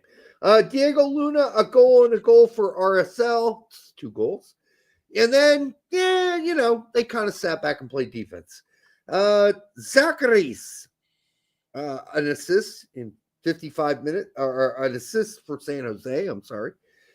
Ricketts, an assist for San Jose. And God bless Bruce Arena for another fucking win. I hope Bruce Arena wins the whole fucking West. I am rooting, unless it's against my LAG team, who are horrible. The Galaxy are atrocious. They're horrible. So I'm going to have to go for Bruce and rooting for Bruce at San Jose. Dotson, an assist for DC United. And by the way, that is 1, 2, 3, 4, 5, 6, 7, 8, 9, 10, 11, 12, 13 Americans who contributed to goals this whole weekend for MLS teams. And by the way, the Miami game versus Orlando, was that the game? There were only 2 Americans starting in that game out of 22 players. Ouch. And both of them played what position? Goalkeeper. That's correct. Miami's goalkeeper is American? He was, I think, tonight. Well, anyhow, I don't remember, but I believe he was. Yes. Only 2 Americans started in that game. Miami versus whoever the fuck it was. I thought it was Orlando, but I could be wrong. But Calendar started, I thought, for Orlando, for Miami, and whoever the Orlando keeper was. Those were the only 2 American starters on MLS teams. Your league here, right in the good old USA. 2 starters, both goalies. I was kind of like, wow, no Kramashi? Really? Wow. But it is what it is. Yeah, that's not what we want to see going forward. We want to see young Americans playing in MLS. And if we're not seeing that, then what the fuck are they doing here? How are they getting any experience? How are they getting any minutes? They might as well go play in 2nd Division Bundesliga or wherever they can get playing time. But apparently, for some teams in this league, MLS ain't it for them. Anyhow, that's it. That's all I got, Brad. Okay. That's Yanks Abroad, Yanks Abroad. Don't yank your rod for Yanks Abroad. Do you get the don't yank your rod? Yeah, I heard that. Okay. I got you. I'll jam into it. All right. Don't yank your rod for Yanks Abroad. I like that. I got to make that into a song. All right. Wilmer Sanchez for $5. What are the consequences of no winning Gold Cup with the full squad? I don't think we're going to have the full squad. Well, the full squad minus you, Juve boys. What are the consequences? None. Absolutely none. I don't think Coach is losing his job. No. I'm referring. I'm going to go the length of saying, what about to the players itself? We come out, we have a lackluster Gold Cup with our more or less starters. Do the same starters keep getting called up all the way to the World Cup? Or are we going to venture out and try something different? No. Yeah, well, unfortunately, I agree with you on this. And again, I know I keep bringing it up. Maybe we should just go to the Tab Ramos segment. But he does talk about how he thinks the players we have are the best players we have. There's not much that's going to be able to change it. Yeah, I think you're right. I don't know how you make massive changes at this point. I mean, that's like, okay, I'm the coach of this has put me in a situation here. I decide I'm going to coach the youth league this year. And of the 100 players available, I luckily get what are the best of the players. Let's say I get the best 12, and then I got some backups. And I go out and I play these players, and I lose. And I'm not looking real great as a manager. Something's going wrong. I got 12 players that are the best players in the league. Or, okay, maybe that's not. Maybe I got 8 players, best players in the league. And I'm still not succeeding. What's wrong with me as the manager? What have I done? I don't know. Maybe these are the 8 best technical players, but they're also kind of weak. You know, they're not very gritty. They're all superstars in their own minds. And so I may have picked what I thought were the best 8 players for my starting lineup, but, you know, as I drafted the players, but I kind of made a mistake because I just picked the best players. I didn't pick heart and soul kind of guys or gritty guys, I think would be the better way to put it. So anyhow. Yeah, I don't think, people are talking about the group play and stuff like that. I don't think anybody's talking about the group play. When Wilmer was talking about not winning, I think he's referring to not actually winning the Gold Cup, not necessarily just getting out of the group. Any team can get out of the group stage, quite frankly, at this point. Yeah, winning. Any U.S. team can get out of the group stage. No, if you pick the 8 best players out of 100 players, then you got them on your team, you're supposed to win. As the manager. When you call in Pirate of the Caribbean, when you call in Jack Sparrow. Take down those island nations. Yep. Yep. Oh, man. All right. For the 250 of you here now, make sure you like, subscribe, share it with your grandma. Tap your sister on the forehead. Give her a kiss on the cheek. And say, hey, baby, I need you to get on your account and also subscribe. Don't just sit around saying, hey, baby, watch it with me on my account. Make her get on her account and subscribe. That's all we're saying. Yep. Okay. Even flow. Thank you, Anthony. All right. So that was a good segue into the U.S. men's national team talk. Attacking Third posted a picture of, or side-by-side photo of the U.S. women's national team in their attendance against Brazil in a friendly, and the U.S. men's national team semi-final attendance not reported. Yeah. I mean, the obvious statement here really is, well, first of all, I do want to say, even if it was USA versus Mexico in either the third place, fourth place match, or the finals, I feel like the stadium would have been pretty much sold out at that point. With Mexican fans. Pretty much, yes. Well, these are American fans because there are not that many Brazilians in the United States. There are plenty, but not enough to fill the stadium like Mexican fans could. Yeah. So it's I mean, the other obvious talking point outside of the fact that the Nations League finals and semifinals and stuff like that were sold as one game. You know, when you bought your ticket, you were just buying the one ticket of the pool of tickets for that one batch. And you're always going to have these giant, massive holes, at least for anybody that's not Mexico, because Mexican fans show up, regardless of how poor they're playing. Yeah. The U.S. women's national team will sell solid crowds out. They're fucking winners. They're winners. They win shit. And you know what? They don't have a bunch of superstars playing at the biggest clubs in the world. They're just winners. And they have a manager who kicks people in the cunt when they don't play well. Go watch videos of Emma Hayes in the Chelsea locker room and former club she coached. There's video on YouTube. Go find them. She kicks motherfuckers in the cunt if they're not playing well and they're not giving what they are not doing what they're supposed to do. We need, and I know it's not as easy because, listen, even the women's national team doesn't have these superstars who play at Juve and AC Milan and all these big fucking clubs in fucking Germany and Spain and what. It's harder to kick dudes in the cunt. Number one, they don't have a cunt, but you kick them in the balls. Sometimes guys need, I don't care what club, how superstar they are, they need to be kicked in the fucking nutsack. It's just more difficult to do when guys are making millions of dollars playing at big ass clubs.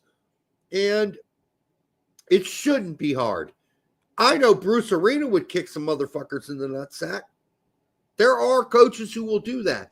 And I hope Poach is going to do that. Because some of these guys need to be kicked in the nutsack.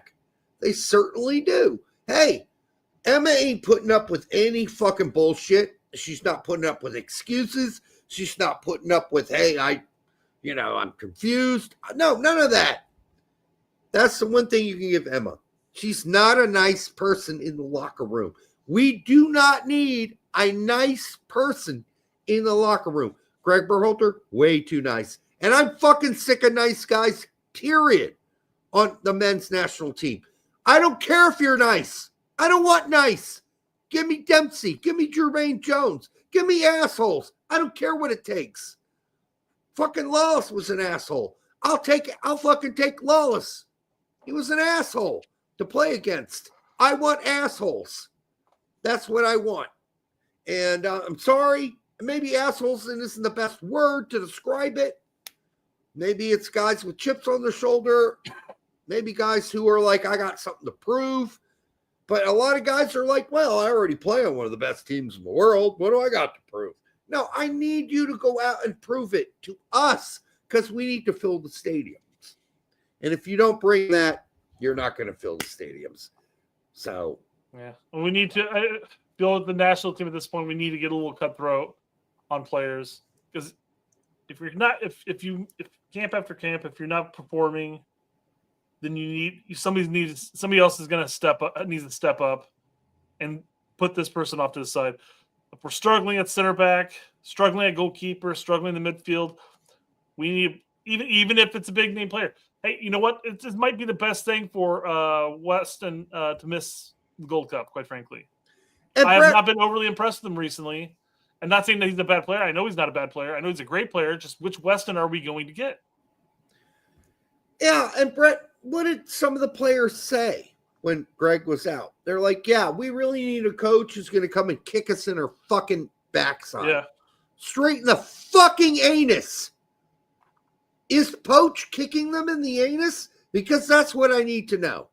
I need to know if they got a fucking backside kick. Someone who's like, that shit's not acceptable. What you guys just did out there, fuck that. And you come back and ever do that again, you're out. I'm never playing you again. Fuck you. I don't care who you are. That's kind of what you need. And Emma Hayes is that.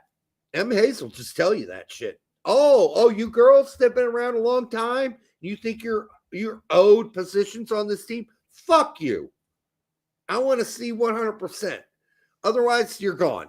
And yeah, she's playing a much younger group that they know. If they don't show up and produce, they're gone. She's not going to put up with that shit. So, anyhow. Hey, Emma Hayes for U.S. men's national team coach. Hey, why not? Sure.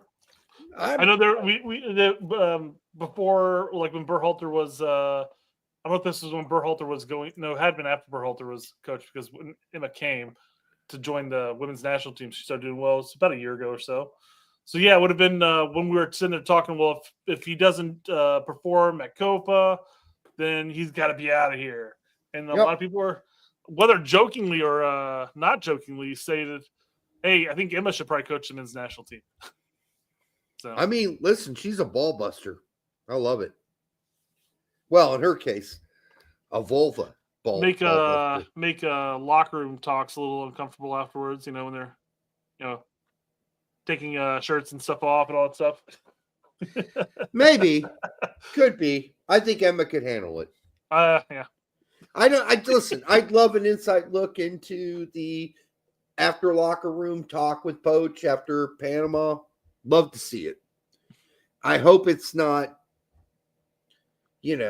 I would hope it wouldn't be a bunch of pussy shit. But I know that obviously the Steel Crusader brings this up, but I know that we're not a systems type of people when it comes to national team and stuff like that. But having somebody like Marsh in the locker room would have been massive for this team. Well, certainly being yelled at, yes. Although the problem is when you go back in Marsh's career with Leeds, I think he was a little bit too gentle at times with those players. Well, I feel like it's a club over country. I think when you start coaching the country and stuff like that, it's a different side that comes out of you. But we saw that hardcore Marsh with certainly with Salzburg in that halftime, that amazing halftime rant in German and English, so we know he's got it in him. But I think that I think Emma's just got it. She's just gut-wise not going to put up with shit. No one's shit. And I just think it's tougher for Poach because he's dealing with all these guys at these big teams in the Bundesliga. And you could say Mönchengladbach's not a big team. Not that Scally's a problem, but he's not. But I don't like that excuse because he's had experience doing that already. Yeah, I mean, with bigger name players. I mean, but he's not the special one, right? The special one. I don't think Poach needs to learn the pool. The pool is pretty much predetermined anyways at this point. Well, I'm talking about the special one. Would not the special one be the best remedy for this team? Some guy who just doesn't put up with any fucking bullshit whatsoever. Whatsoever. None. I mean, his career has faded, obviously. But boy, as far as a kick in the ass. I think this squad, this pool of players have never played better than when they were playing for way that Pete and some of the fan base dubbed him from the get-go. That's true. A PE teacher and then a historic assistant. I mean, guys just say, hey, I got my players in the field. I'm letting you go at it. We're not going to overcomplicate this. We want to press on do this, but you do your thing. You think BJ would be willing to put a foot up the ass if it was necessitated? No, I don't think so. I don't think he has the. I think that's the problem with that, though, because we saw some good performances versus Jamaica, but this team needs a foot up the ass right now. Would BJ Callahan be willing to put a foot up the ass, or would he handle it in a different way? I don't know, but we need somebody to put a foot up ass right now. Both BJ and Hudson, we saw Gio command the center of the pitch. And then we saw Pulisic out wide / pinching it, of course. And then obviously when Greg came back, Gio kind of got pushed back to a more defensive role. Like he may have played a little bit out there for him, but it's I'm putting the players in the position to succeed, and then the players go out there and play their game. Yeah, I mean, if you're really good at this and you put the players in the position they need to succeed and they succeed, no need for foot of pass at all. Right. And I don't think Poach did that this last window. I don't think he set up the team to succeed. I think the game would have changed with the creative option in the midfield. Whether you want to start Gio or you start Luna, I don't care. One of those players that would create the option. Because again, going into the Panama match, we knew that Panama was going to sit back. Yeah, and well, BJ had the benefit of having Jedi and Dest. Fair enough. Fair. That helps, right? That does help. But yeah, all in context. We got to put everything in context. So, all right, what is this? Oh, yeah. So let's listen to this clip. And I brought this up because I didn't bring this up. You sent it my way, but I brought it up in this topic here because I felt, even though he's talking about EPL play here, I felt it really talked a lot about the U.S. national team of late. Not necessarily just under Poach, but under Poach and under Berhalter. How about soccer as of late? Yeah. But this robotic nature of not leaving our positions, of basically being micromanaged within an inch of our lives, of not having any freedom to take a risk to go and try and win a football match, is becoming an illness in the game. It's becoming disease in the game. And I think ultimately, think about Pep Guardiola and his teams over the last 10 years. That's what his teams do. But we're seeing poor imitations of that across the board now. Yeah. I mean, you could think Gary Neville is an idiot if you want, and I don't always agree with him. Sure. But I do think over my 35 years of watching soccer, the game's changed. And it is a lot of possession for possession's sake. And it does get boring. And I'm not saying just lob the ball forward constantly or anything like that. But, it comes a point when I watch a game and I'm like, yeah, they're going to pass it to him. Then he's going to pass it back to that guy. And that guy's going to pass it to that dude. And then they're going to try to recycle it and see if they can't find something else on the other side they just left. No, if that doesn't work, they're going to recycle it to the other side. It's not what I'm used to watching the first 20 years of my soccer life. And it's a little straining.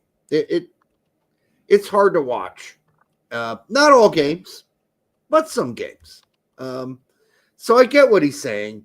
And there was a time where there was just way more freedom for the players. And you got to see some absolute brilliance. And are we not seeing any brilliance now? No, we see shining moments. We do. We see some moments. I don't know. Maybe we're not seeing as many as we used to. But the game's changed.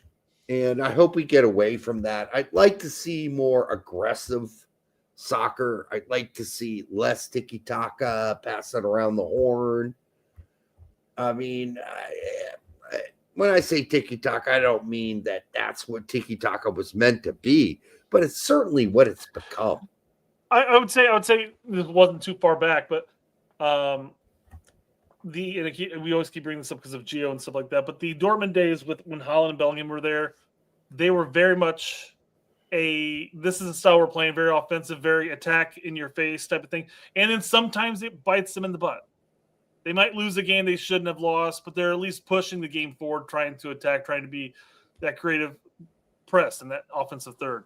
And that kind of opened up their defense, and their defense had leaked, they had some holes in it, of course, but they had a midfield that covered enough ground and broke things up that usually they got to play back immediately. Yeah. All right. For the 263 of you tonight, make sure you like, subscribe, share it with your grandma. Of course, we have urged you many times, get your sister or your stepsister to also click on the show on her own account and subscribe. We do appreciate it. FM and Angry American for $7. BJ would definitely shove a foot up some butts if he was coaching during this nation's league. I hope you're right. Like I know some basic stuff about BJ and his career and his build-up, and I would like to think that too. I honestly don't think we would have been in that situation from the get-go. Because again, I think he would have put a more. I think he would have put a more creative-minded attacker where Pulisic was and pushed Pulisic back out wide. Well, that's what he did. So he didn't really need to lose his shit. So, Soccer Dad and Callie, one of our favorites, at least on X, $20. Thank you, brother. Appreciate it. That. Another great and entertaining show. I love Musa, but 100% deserving the award this week. Yeah, listen, it's not an award that's like a permanent stamp. You just get it. Award. Yeah, it's a weekly award. You can overcome it the next game. And we'll praise you if you do. It's not like one of those things where like, oh, you played lack a sack for one weekend and then you played with lots of sack the next weekend and we're not going to recognize it. We will recognize it if you turn it around. We're fair here. We're very fair here. And nobody's writing off Musa here on this show. He needs to write a ship, but yeah, no, hopefully he gets back to the Musa of old. I hope so. Well, Musa of old still couldn't finish in the final third, but I mean, I would take a Musa who's competent and confident. Yep. Of taking on players in tight spots in the midfield. At least his ability with the ball was clean and precise when he was at Valencia. This time at Valencia, it's just the last year at Valencia and then going into AC Milan. For whatever reason, he's just become a shadow of his former self. Yeah. I'm hoping he turns it around. We compared him to the Columbus Crew midfielder. Nagby? Yeah, I mean, he seemed to be like a better Nagby. But then, Nagby, I mean, he's injured, Nagby, right now. But, like, he seemed like a new generational advanced version of Nagby. Mm-hmm. And then Nagby was really bad in the final third for most of his career, too. So we were hoping he would kind of break that mold. Yeah. And right now he's got zero confidence. So, yeah. Yeah. All right. Here's a video you sent my way. U.S. Sports Journal in Miami of Simon Evans, I guess. Yeah. It's talking about the current state of the U.S. men's national team. Yeah, it's interesting to hear an outside view. Yeah. They're just very, very mediocre. So with the talent that they've got, should they be doing better? I mean, they've got players now. You know, I mean, if we think back a few years, you know, the American team, the biggest club any of them were playing for was probably Fulham with Clint Dempsey. Now you've got players like Christian Pulisic, who's playing for AC Milan, Winston McKennie at Juventus. You know, they have players at some decent clubs in Europe. So yes, they should be doing better. They should be beating Panama, but they really aren't a top team. So yeah, I mean that's just the. It's weird because it's funny because we as fans look at the team and say like, oh, we got these players and these great teams. We should be doing a lot better than this. But I mean, we are still we have a couple players that have cracked some massive teams, whereas most quality footballing nations have had players at those teams or better teams consistently. Well, and the big thing is, okay, Clint Dempsey. How important was he to the success of Fulham compared to McKennie at Juventus? You compare that. Clint Dempsey was probably the best player on Fulham. Biggest goal scorer for Fulham. McBride, same thing. Biggest goal scorer. Biggest difference maker on the team. These were players that I woke up in the morning and watched and knew I was going to get to see actual fucking games where they were one of the most important players on the field. I don't get that sense when I watch McKennie. I see him as a role player for Juventus. I see Weah as a role player. I do not see them as the best players on the team. And the sad thing is, I think both of them have the capability to grab the bull by the horns and become the best players on Juventus. Only Pulisic has grabbed those bull horns at AC Milan. and said, I am the best player on this team or one of the best players on this team. You're not seeing that from Musa. Musa ain't grabbing the horns and saying, I'm one of the best players for AC. Nobody believes that Musa's one of the best players for AC Milan. He's a role player or a scrub on certain games at best because he fucks up. Like I said, he's had 2 horrible games in the last 3 games. So we need players that not only, we don't need role players playing at Holstein Kiel. We need players, if they're playing at Holstein Kiel, to be one of the best players on Holstein Kiel. We need players who are playing at Mainz or players playing at Mönchengladbach to be stepping up and be one of the best players on the pitch, game out, game in, game out. That's what we need. Not just role players. Being a role player is fine. And then we get back to the former argument is maybe Joe Scally's told to play the way he's supposed to play. Maybe that's why he contributes absolutely 0 goals and assists through a season, or maybe 1 or 2 at best. Yes, probably. But at the same time, I think if you're one of those guys that are going to take the bull by the horns, you're not going to accept a limited role. You're going to go out and take the bull by the horns and say, I'm going to contribute. I'm going to score goals. I'm going to provide assists. That's what we're kind of missing with a lot of these players playing on what you would concede, what we all consider as top 5 league teams. And that's what we need more of. I mean, that's why we're like, oh, Tillman, I'm glad he's back. And look at, he's scoring goals already. And he just got back for PSV. Okay, that's great. It's not a top 5 league, but I'll take it. What can he do in a top 5 league? We'll see. We shall see. Mm-hmm. All right. So here's the aforementioned video of Tab Ramos we talked about multiple times throughout the show. This segment, he goes on to talk about who he would basically play in the midfield. Let's see what he has to say here. All right. We fit all of our best players on the field and have them be in the position where they can deliver the most to us.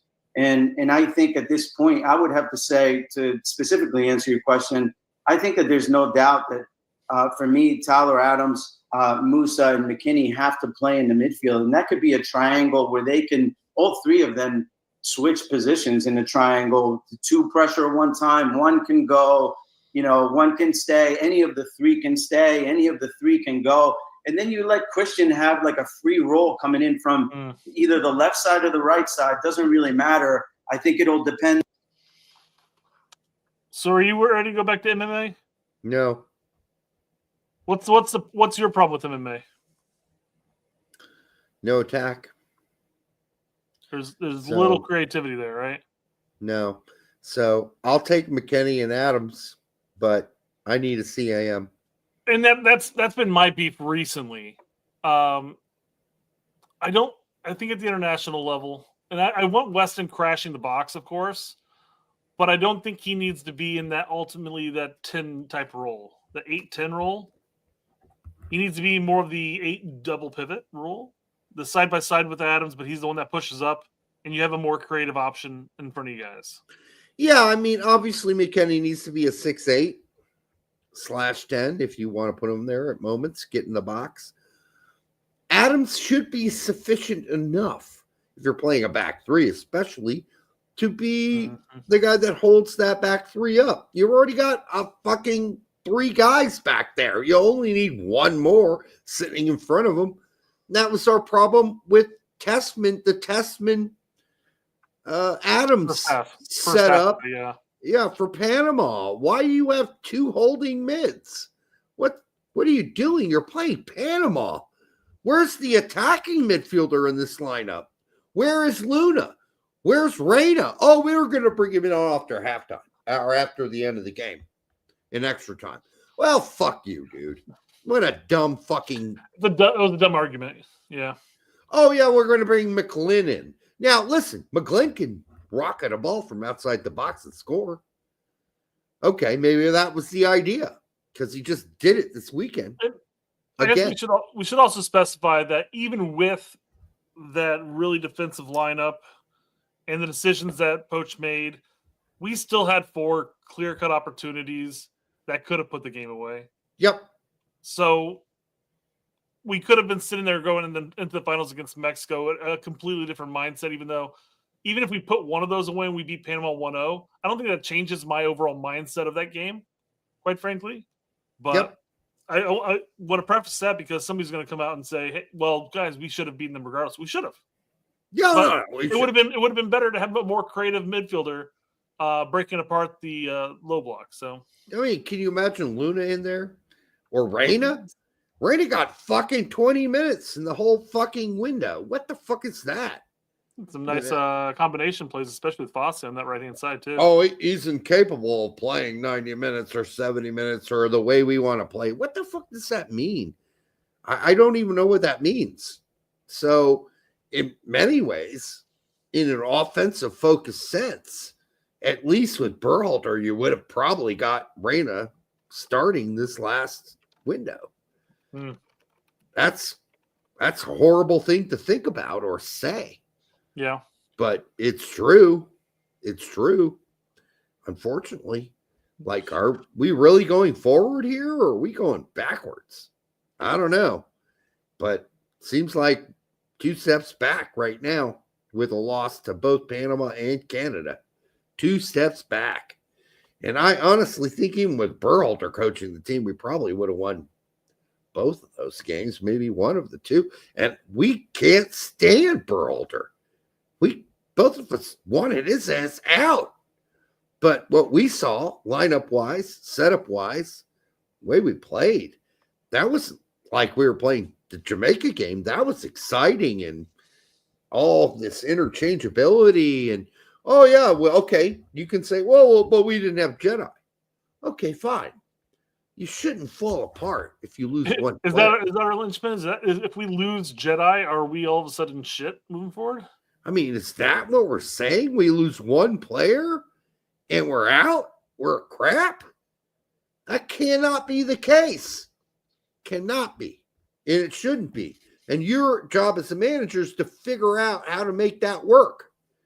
And if you're sending in with the game on the line, McGlynn for Tespin, and we love Jack McGlynn, but that's not the answer to the problem that we've been watching for the fucking past 60 minutes.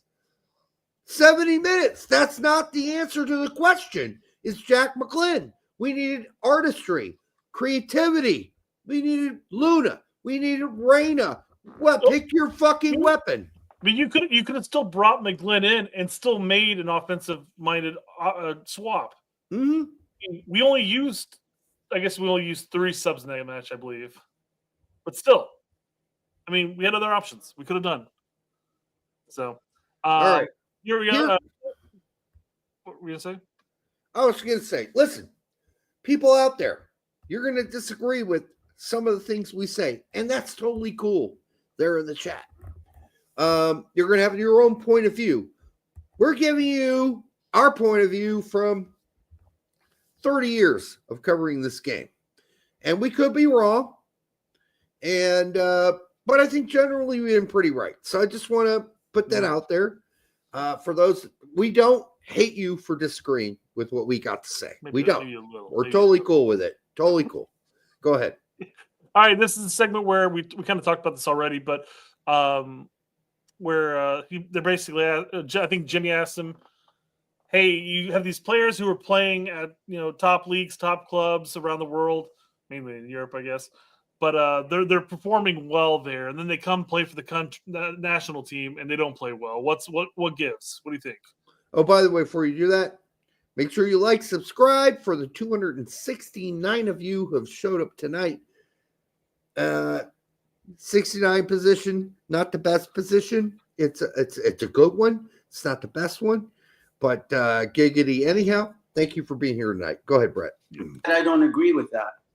I say that I watch these players play overseas and they do a nice job for their teams. And when they come home and do just a nice job for us, we just don't. It's just not good enough when you add all the nice jobs together. You don't have guys overseas completely taking over games. If you watch and I love Tyler Adams, one of the best. Like, if I had to start a team, I'd start with him.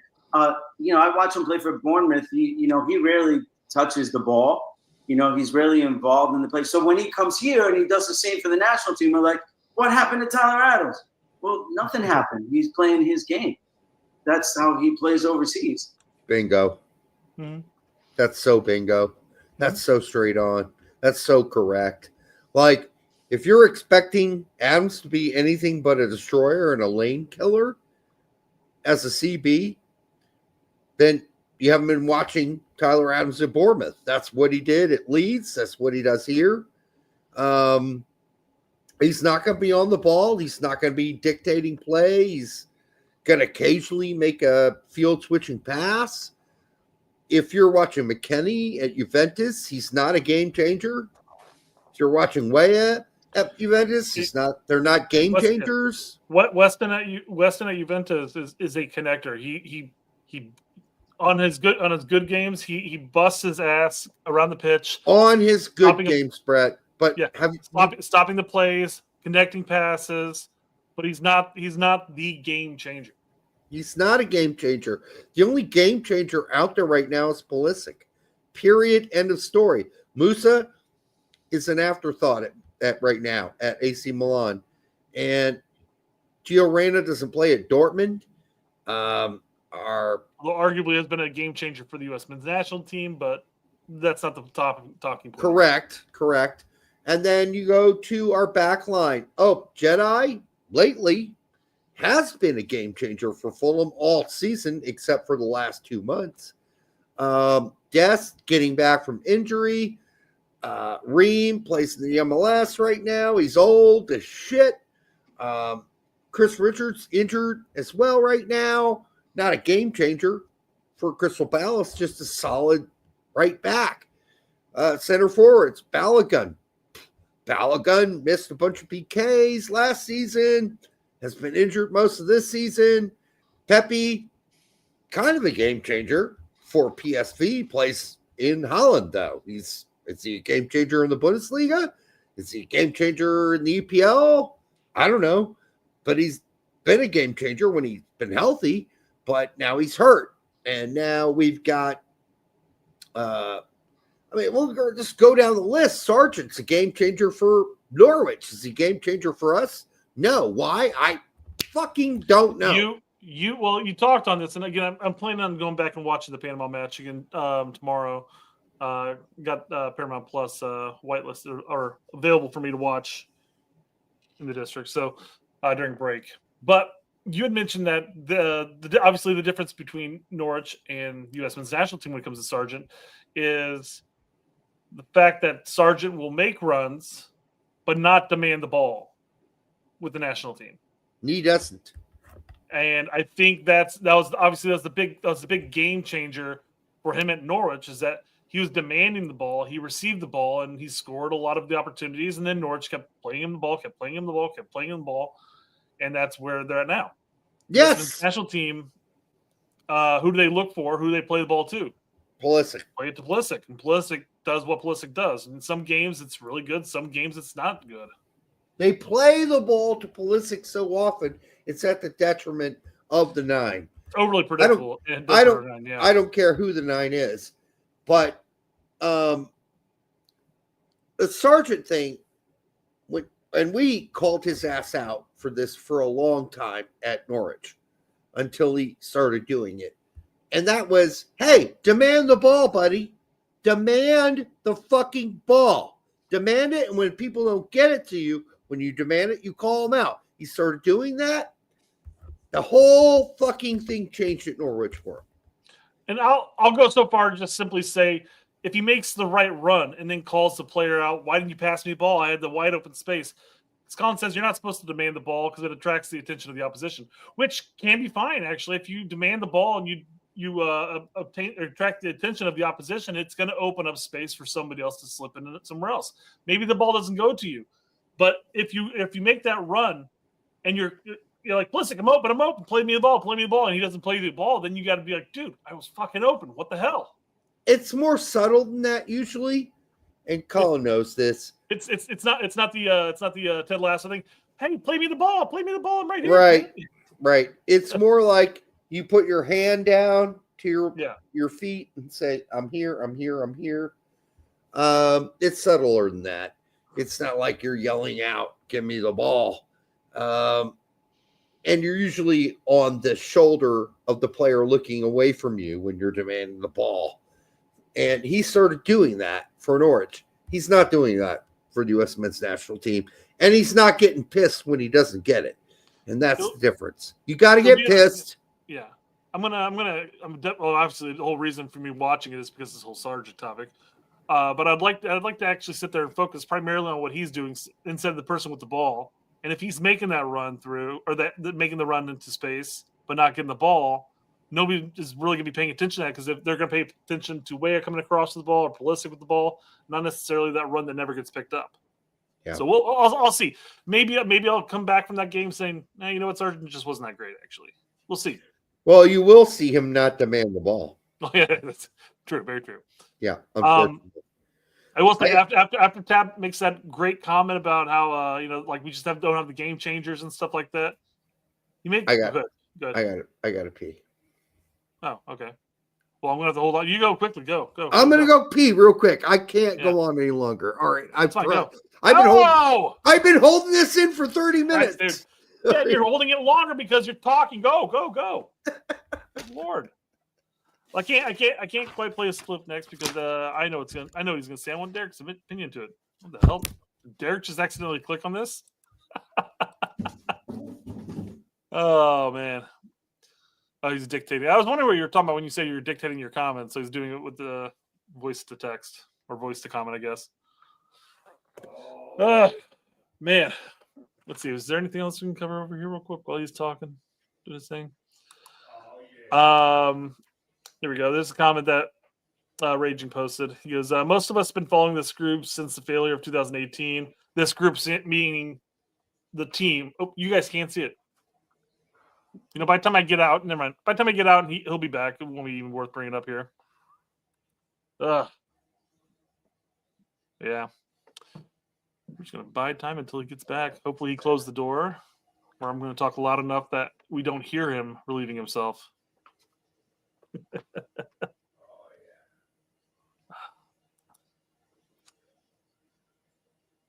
Dead silence, dead space. Maybe I did have time. All right, hold on, guys. He'll be walking in right now. Watch it happen. All right, so Raging says most of us have been following this group since the failure of 2018, meaning the current group of kids that started after the 2018 failure. We all overhyped this generation. Now we have all come to realization that this team has hit a wall, and there is nothing to show that they are able to break through it. They have reached their limit. Yeah, I don't know if that's totally true. I don't think we've reached the limit. I think we've reached certainly a moment of clarity where we're kind of like, what's the solution now? Because there's certainly something wrong. That's not to say there isn't a solution. There is a solution. There can be a fix. But we do have to realize that we've been talking about this for the last hour. There are limitations. We got a lot of role players playing on these big teams outside of Pulisic. And, we need more Dempseys. And I don't know where those guys are. I really don't. There was a moment for Taylor Booth where we're like, well, Taylor Booth's just bombing it. He's just kicking ass for Utrecht. And now he's an injury monster. He can't stay healthy. So, well, I mean, we've talked about Luna and his emergence with the national team finally. And I feel like he's going to have that chip on his shoulder. But, I mean, you just got to play him in a position that's not out wide, personally. I think you need to play him in the center of the park. Push Pulisic back out wide. Luna, yeah. And then even though we kind of scoffed at it during the Camp Cupcake when he got brought in, but Miljevic does actually bring that bite and that hunger and desire to be on the pitch and demand the ball. Can't believe I'm saying it. might be a very viable player to look into as far as at least a minimum, just to try to kick some people's butts into gear. But maybe he comes in and he shows, well, this is what we actually needed in the midfield was this extra bite. I don't know. Miljevic might start a fight in the locker room. It's always possible. I mean, honestly, he could. In between indoor games, yeah. All right, so Tab just made that comment about how we have no game changers. We have a bunch of serviceable players that fill roles on teams, but no real changes on the pitch. He's right. But then he follows it up with this comment, and I found that kind of funny here. And so I would just argue with the premise that they're not playing as well. I think they're playing just as well, but the games here are hard.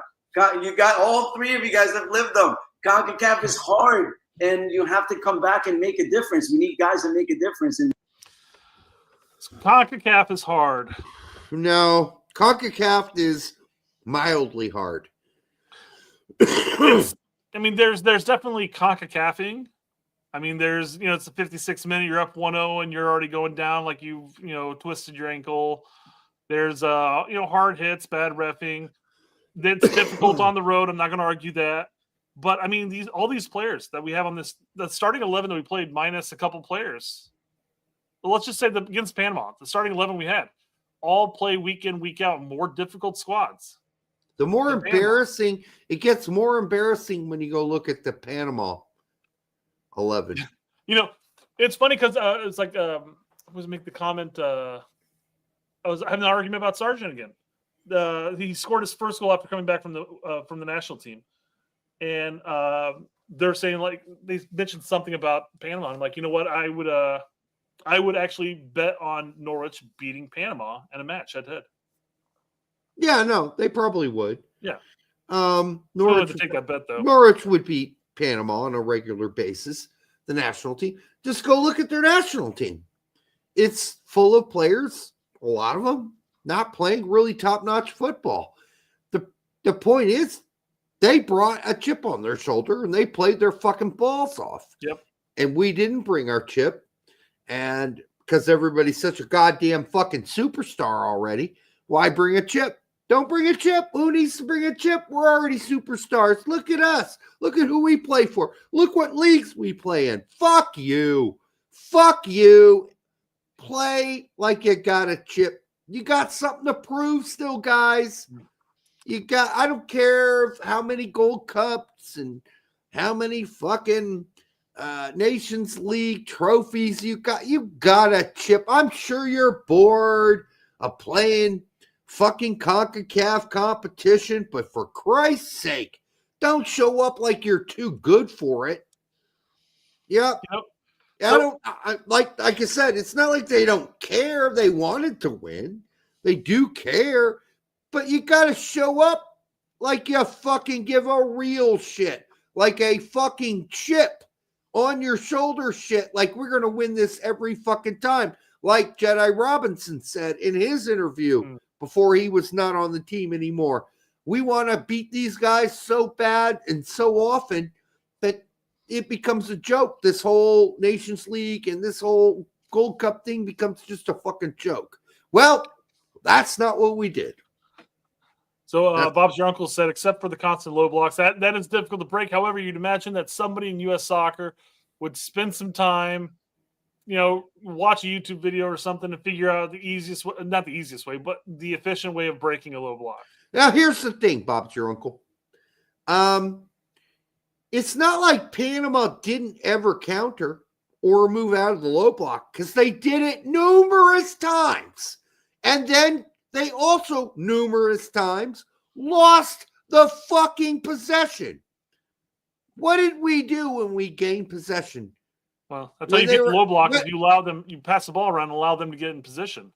So when they lost the ball, as they tried to transition to attack and fell out of the low block, and we gained possession, what the fuck did we do? Absolutely jack, squat, nothing shit. We got possession and we kicked it around the fucking horn. Yeah, that's not going to work. If you gain possession when they're on a counter and you steal the ball, you attack straight to the heart. You go for it. You find a pass forward, not sideways, not backwards. You don't let them get all the way back into their fucking low block again. That's exactly what we did time after fucking time. And if you don't learn from that, just go watch Berhalter games, because we did the same fucking thing. And I thought we were past that. I thought fucking Poach and the team had some fucking common sense to know when you steal the ball, when they're attacking on the counter, you retransition that quickly. Well, Poach did say it in the post interview that when we regained possession, we didn't move the ball quickly enough forward. So he did say it, but fucking A, put a foot up someone's asshole at halftime and say it. If you don't do this, you're out. I'm yanking you. I'm fucking sick of this shit. You're out. I'm not going to play you anymore. I don't want any more sideways passes when we win possession. I want to move forward and attack. And maybe he did, because he did pull Tessman and put McLean in. Yeah. I don't know if that was the answer, but he certainly did pull Tessman. All right. Don't know if that was really necessary to pull it, but it is what it is at this point. Well, if you're going to pull Tessman, put Reyna and fucking Luna in. Fuck it. Just go for it. I mean, if they're going to sit back in a low block and then try to counter, you might as well just throw all the creativity you have. Well, unless you want to wait for the whistle to blow and then see how it goes in extra time and then put all your attacking players in, which is what he said about Reyna and Luna. Well, I was waiting. I was just waiting for the, extra time. That's when I was going to put them in. Whatever, dude. It makes no sense whatsoever. That makes no sense whatsoever. No. Like that's even a dumb excuse to even come up with just to try to explain what you were doing there, because there's no reason why you should be waiting for extra time. Oh, Bob Schunkel, by the way, this is not against you at all, dude. Not against you at all, Bob Schunkel. Not against you. You just sort of riffed me into something else. So that's why I not agree with Bob you at all. I said I agree that we need to figure out how to we as a nation need to figure out how to handle the low block. Otherwise, we're going to be cock blocked. Yeah. No, that's not against you. It's a good question. The answer is not your fault. It's not your fault. Like, you're totally right. Like, how hard is this? Why can't we figure that out? It's not that difficult. You are a nice guy. This is not against you at all. We're still friends, Derek. No, we're still totally friends. This is not against you at all. This is totally against what Poach did and our inability to fucking figure it out. Sorry if I made it sound like it was against you, but you know fuck you, Bob. Fuck you. That's the only thing you're missing there, Derek. You know how I get on the show. You guys get me. You trigger me on a rant, and then I forget who started to trigger, and it sounds like it's all against that guy. It's not. It's not against you. You guys got some great fucking points, great questions. That's why we do the show. So I think we're pretty close to the end here. We're getting pretty close, yeah. This won't take much time here, but he just talks about who he'd pick for his nines. Answered that question a little bit by just saying it's what the coach wants, right? I think that Josh Sargent is taking a beating right now just because obviously he hasn't scored in a long time. That's not a good thing for number 9. Mm-hmm. But Josh Sargent is a good number 9. I think Flo Balogun is a good number 9. I think we have good competition for that role, but if I had to pick one, I would pick Pepe. Pepe's the one that. There we go. So his number 1 pick is Pepe. Yeah, like I said, we had that argument about the number 9s earlier. We both agreed that Flo and Pepe, depending on what the coach is wanting, which is also what he specified there too, are vying for that number 1 spot. I mean, it's Sarge and Haji vying for that 3rd and 4th, really. If guys want to beat the shit out of each other on X about whether it's Pepe or Flo, go ahead. I think that's a losing argument either way. I guess you could do it all day if you wanted to. Flo, Pepe. don't see the point. It's really going to be about how Poach wants to play and how he sees, the advantages of having a Balogun on the field versus having a Pepe on the field. There's no point of us going at each other about that. There's no point in it. It's going to be about Poach. And Poach's going to have to decide how he wants to play because those are two very, very different players. So why are we going at each other about it? Let him figure it out. Why? Don't kill each other. All right. King Kalo says for $1.99. Thank you, brother Derek. Who do you think will take over after Poach? There's several options. It's not going to be Peter Vermees. I don't think. Well, there was always the talking point that if Poach does well during the World Cup, that he'd contemplate the idea of coming back for another cycle. I don't think Poach is coming back. I don't think. No. I think it's a one cycle thing for Poach, and so if you're asking who it could be, I think you're looking at the Columbus crew coach. Nancy? Yeah. Nancy Matarazzo. I feel like it's definitely going to be somebody that knows the player pool, knows the competition. Because maybe we're going to be facing 90% of the teams that are the next coach, or all the next coaches for the time being, are going to be facing is just going to be CONCACAF over and over and over and over and over and over and over again. Because the Nations League and all the shit happening around the world, we're going to have very few windows where we have outside competition. So I feel like it's going to have to be somebody that just knows the player pool, knows the competition at hand. Yeah, so fuck FIFA in the asshole directly, hardly, with no lube, like for a couple nights straight. Fuck them for this whole system that they did, because what they've basically done is made it impossible for the U.S. men's national team to schedule actual hardcore friendlies against hardcore, really good teams in Europe or South America at this point. So fuck the Nations League. Fuck that little baby bitch Infantino. He's an infant. Because, yeah, we're fucked going forward. We're fucked as far as the eye can see, because we're not going to ever really be able to schedule that many hardcore fucking friendlies going forward, away or here. We're fucked. And that's that's all down to FIFA and his Infantino little brain that set this shit up. So, did you want to go over this article? I think it's an interesting article because we know Bo. We've known him for years. In a long time, man. I haven't heard from him in a long time.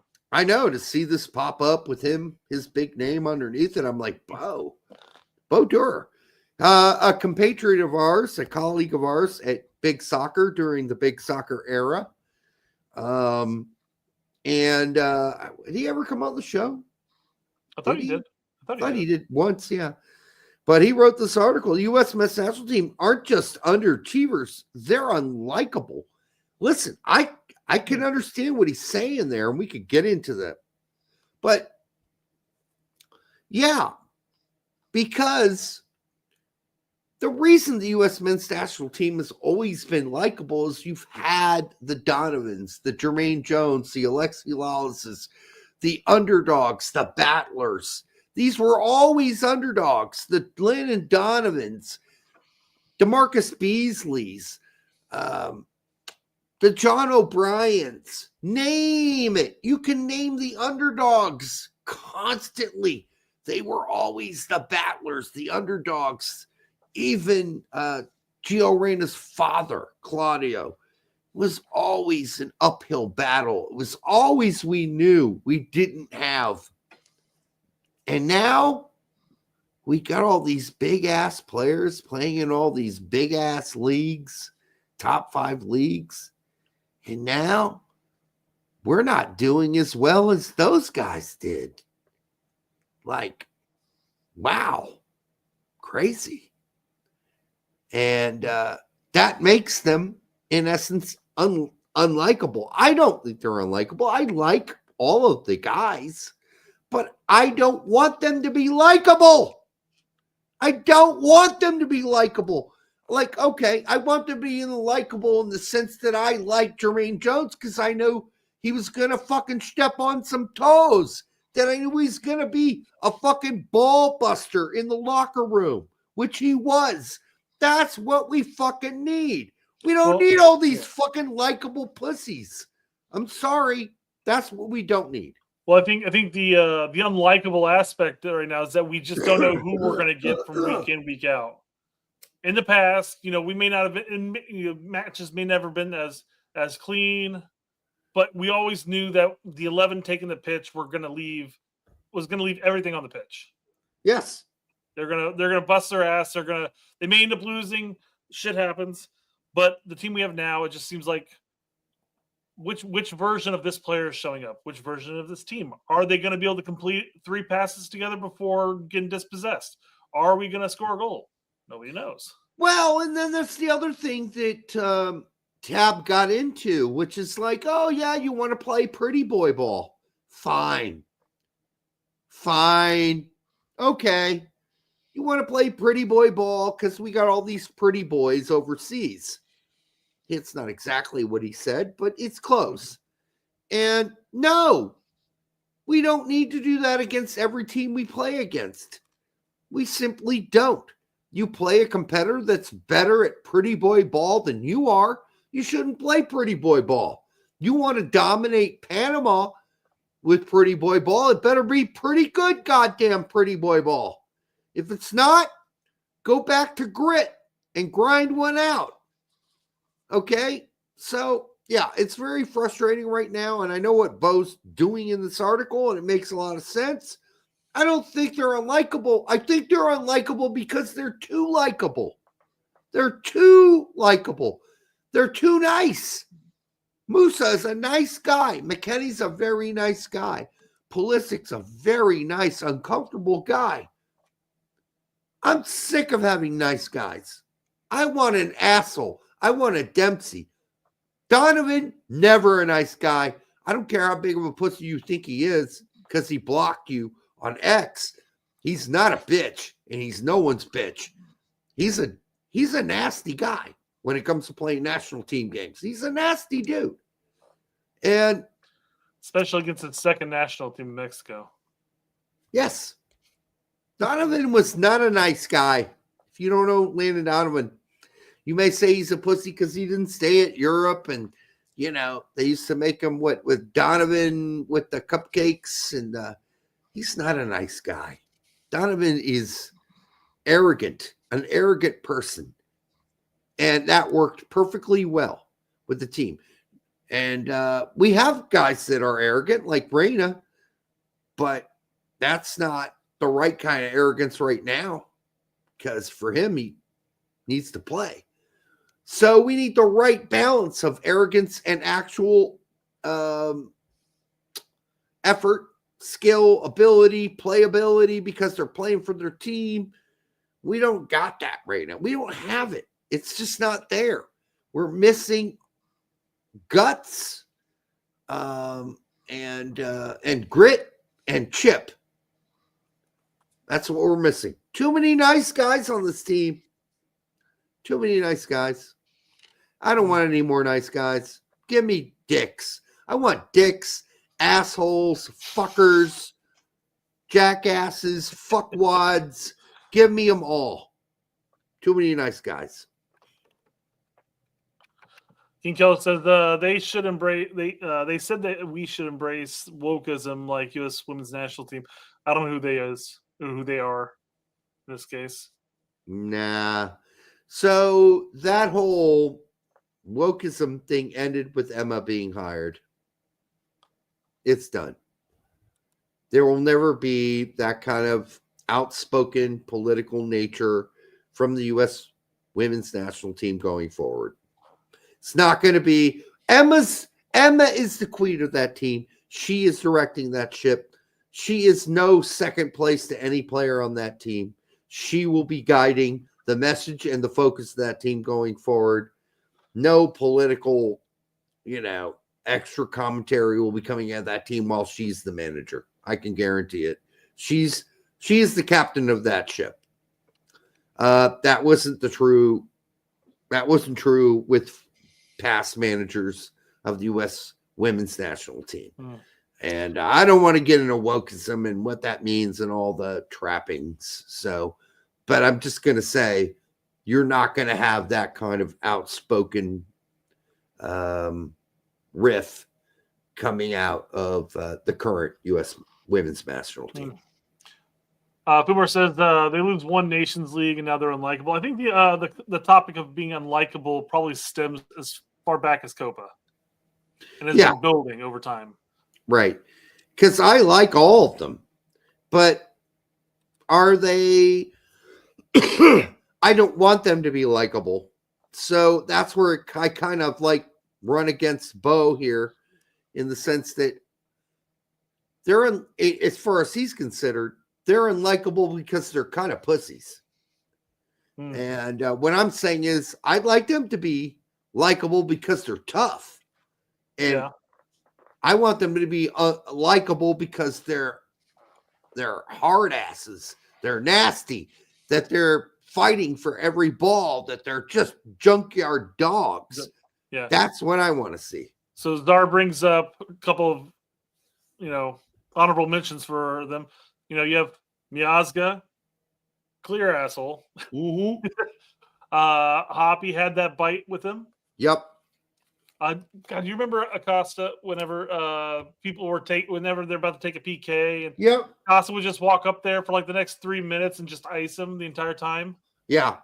He's always the first one to run up, and when there's somebody gets clobbered, if Pulisic got taken out, Acosta was one of the first people that would always bust up in there and give the first shove, get right in there.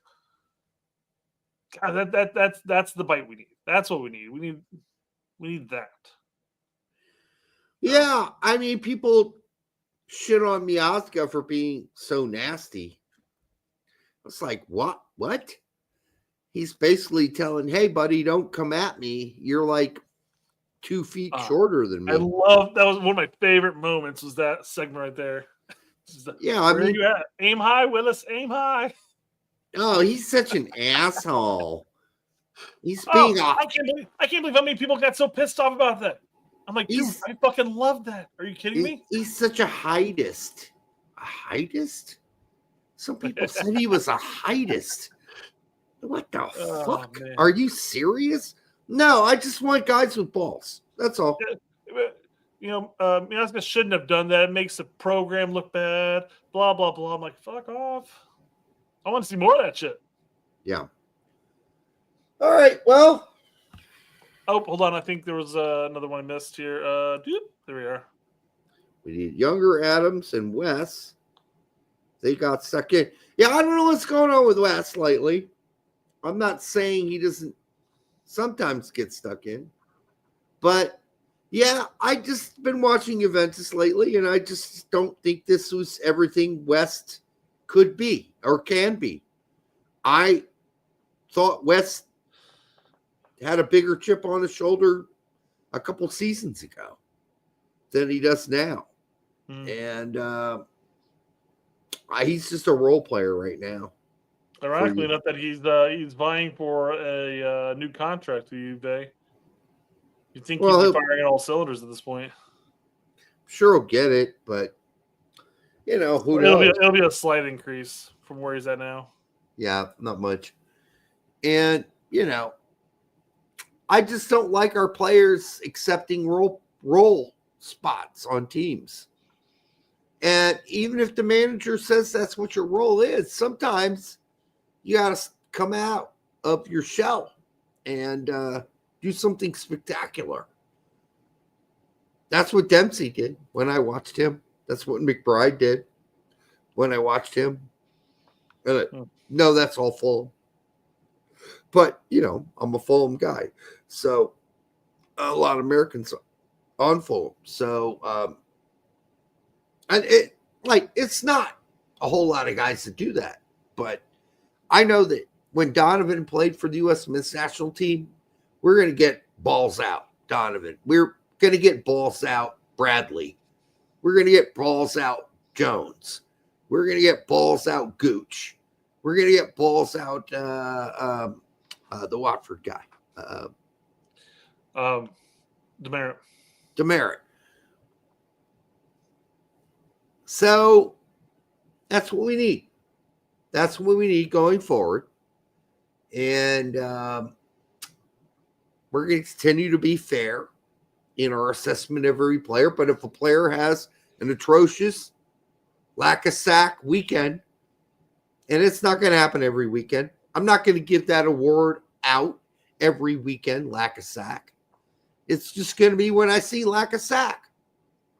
And when I see it, I'm going to call it. That doesn't mean Moose is not going to come back later in the season and have a good game. I hope he does.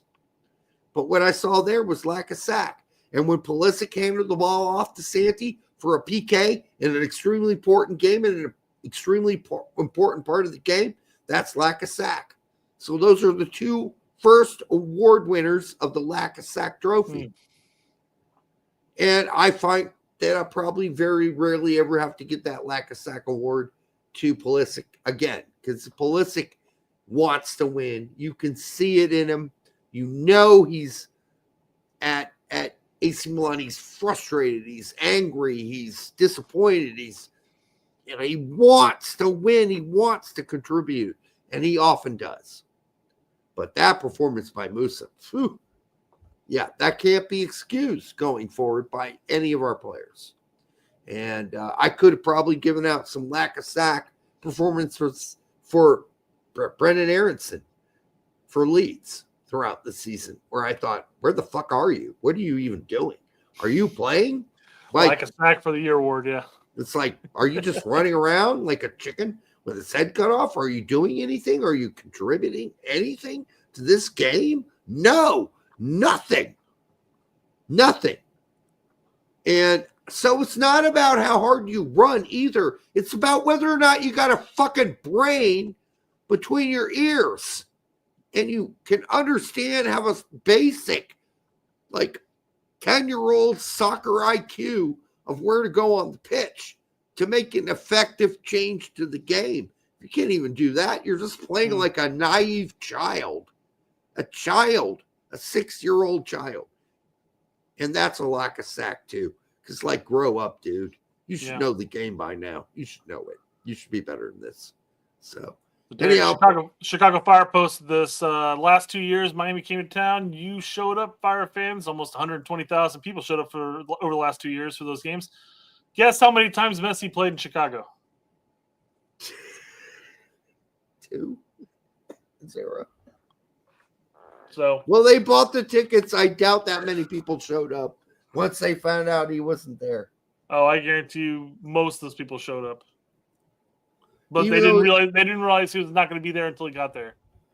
No, it was usually known prior. So I would doubt. But how many of those people actually go on to MLS scouting reports before the weekend and actually take a look to see if he's going to show up? I doubt most of them do.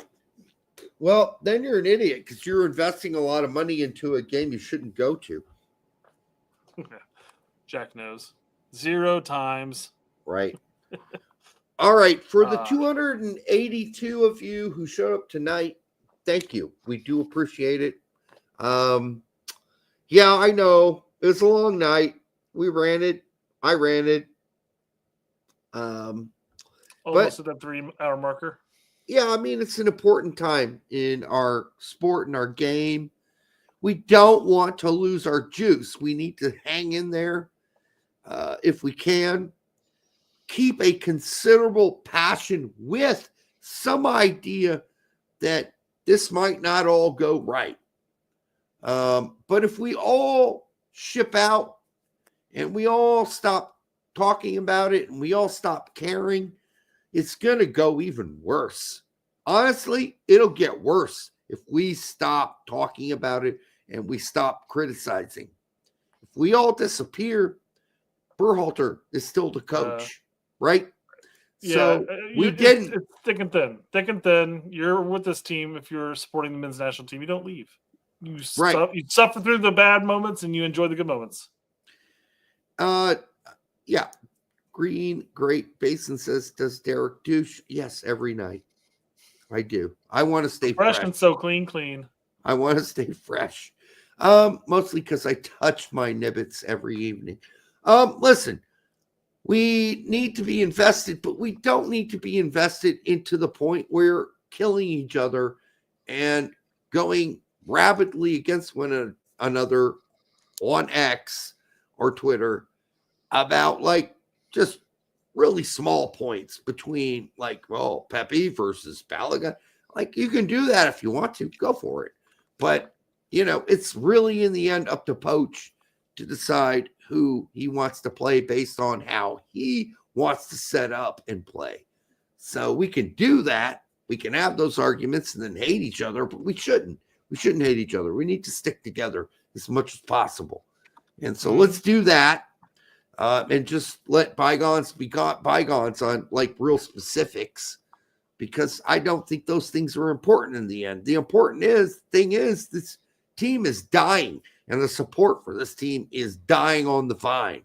And if we don't stick together and we all disappear, this team will have nobody to hold it accountable going forward. So as much as you may be really down on the team, it's important that you stick in there and continue to be a critic and continue to, as much as possible, be there online to deliver those critiques. And they're all good. They're all good. Not everybody's going to just agree with you on all your critiques, but it's good that you give a shit. Just don't give a shit too much. We all have families. Brett's got a family of 2. My kids are all out of the house. Not as big of an issue there for me, but we all have things in our life that are really important as well that we need to make sure get done. We need to pay the bills. We need to make sure people that we're closely connected with in our lives are happy and that we're happy together. Those things are point A. Point 1A. Soccer, U.S. men's national team soccer, probably 2B, right? Let's put that a bit back. So don't get like emotionally pummeled if this continues to go sour or it doesn't get better as fast as you want it to be. We all have to have other passions in our life besides U.S. soccer. I hope it's a big enough passion that you continue to come back here and watch. That's what we like. And we do thank you for doing that tonight and hopefully going forward. But for Brett and I tonight, we love you. We will see you on Thursday. And until then, good night.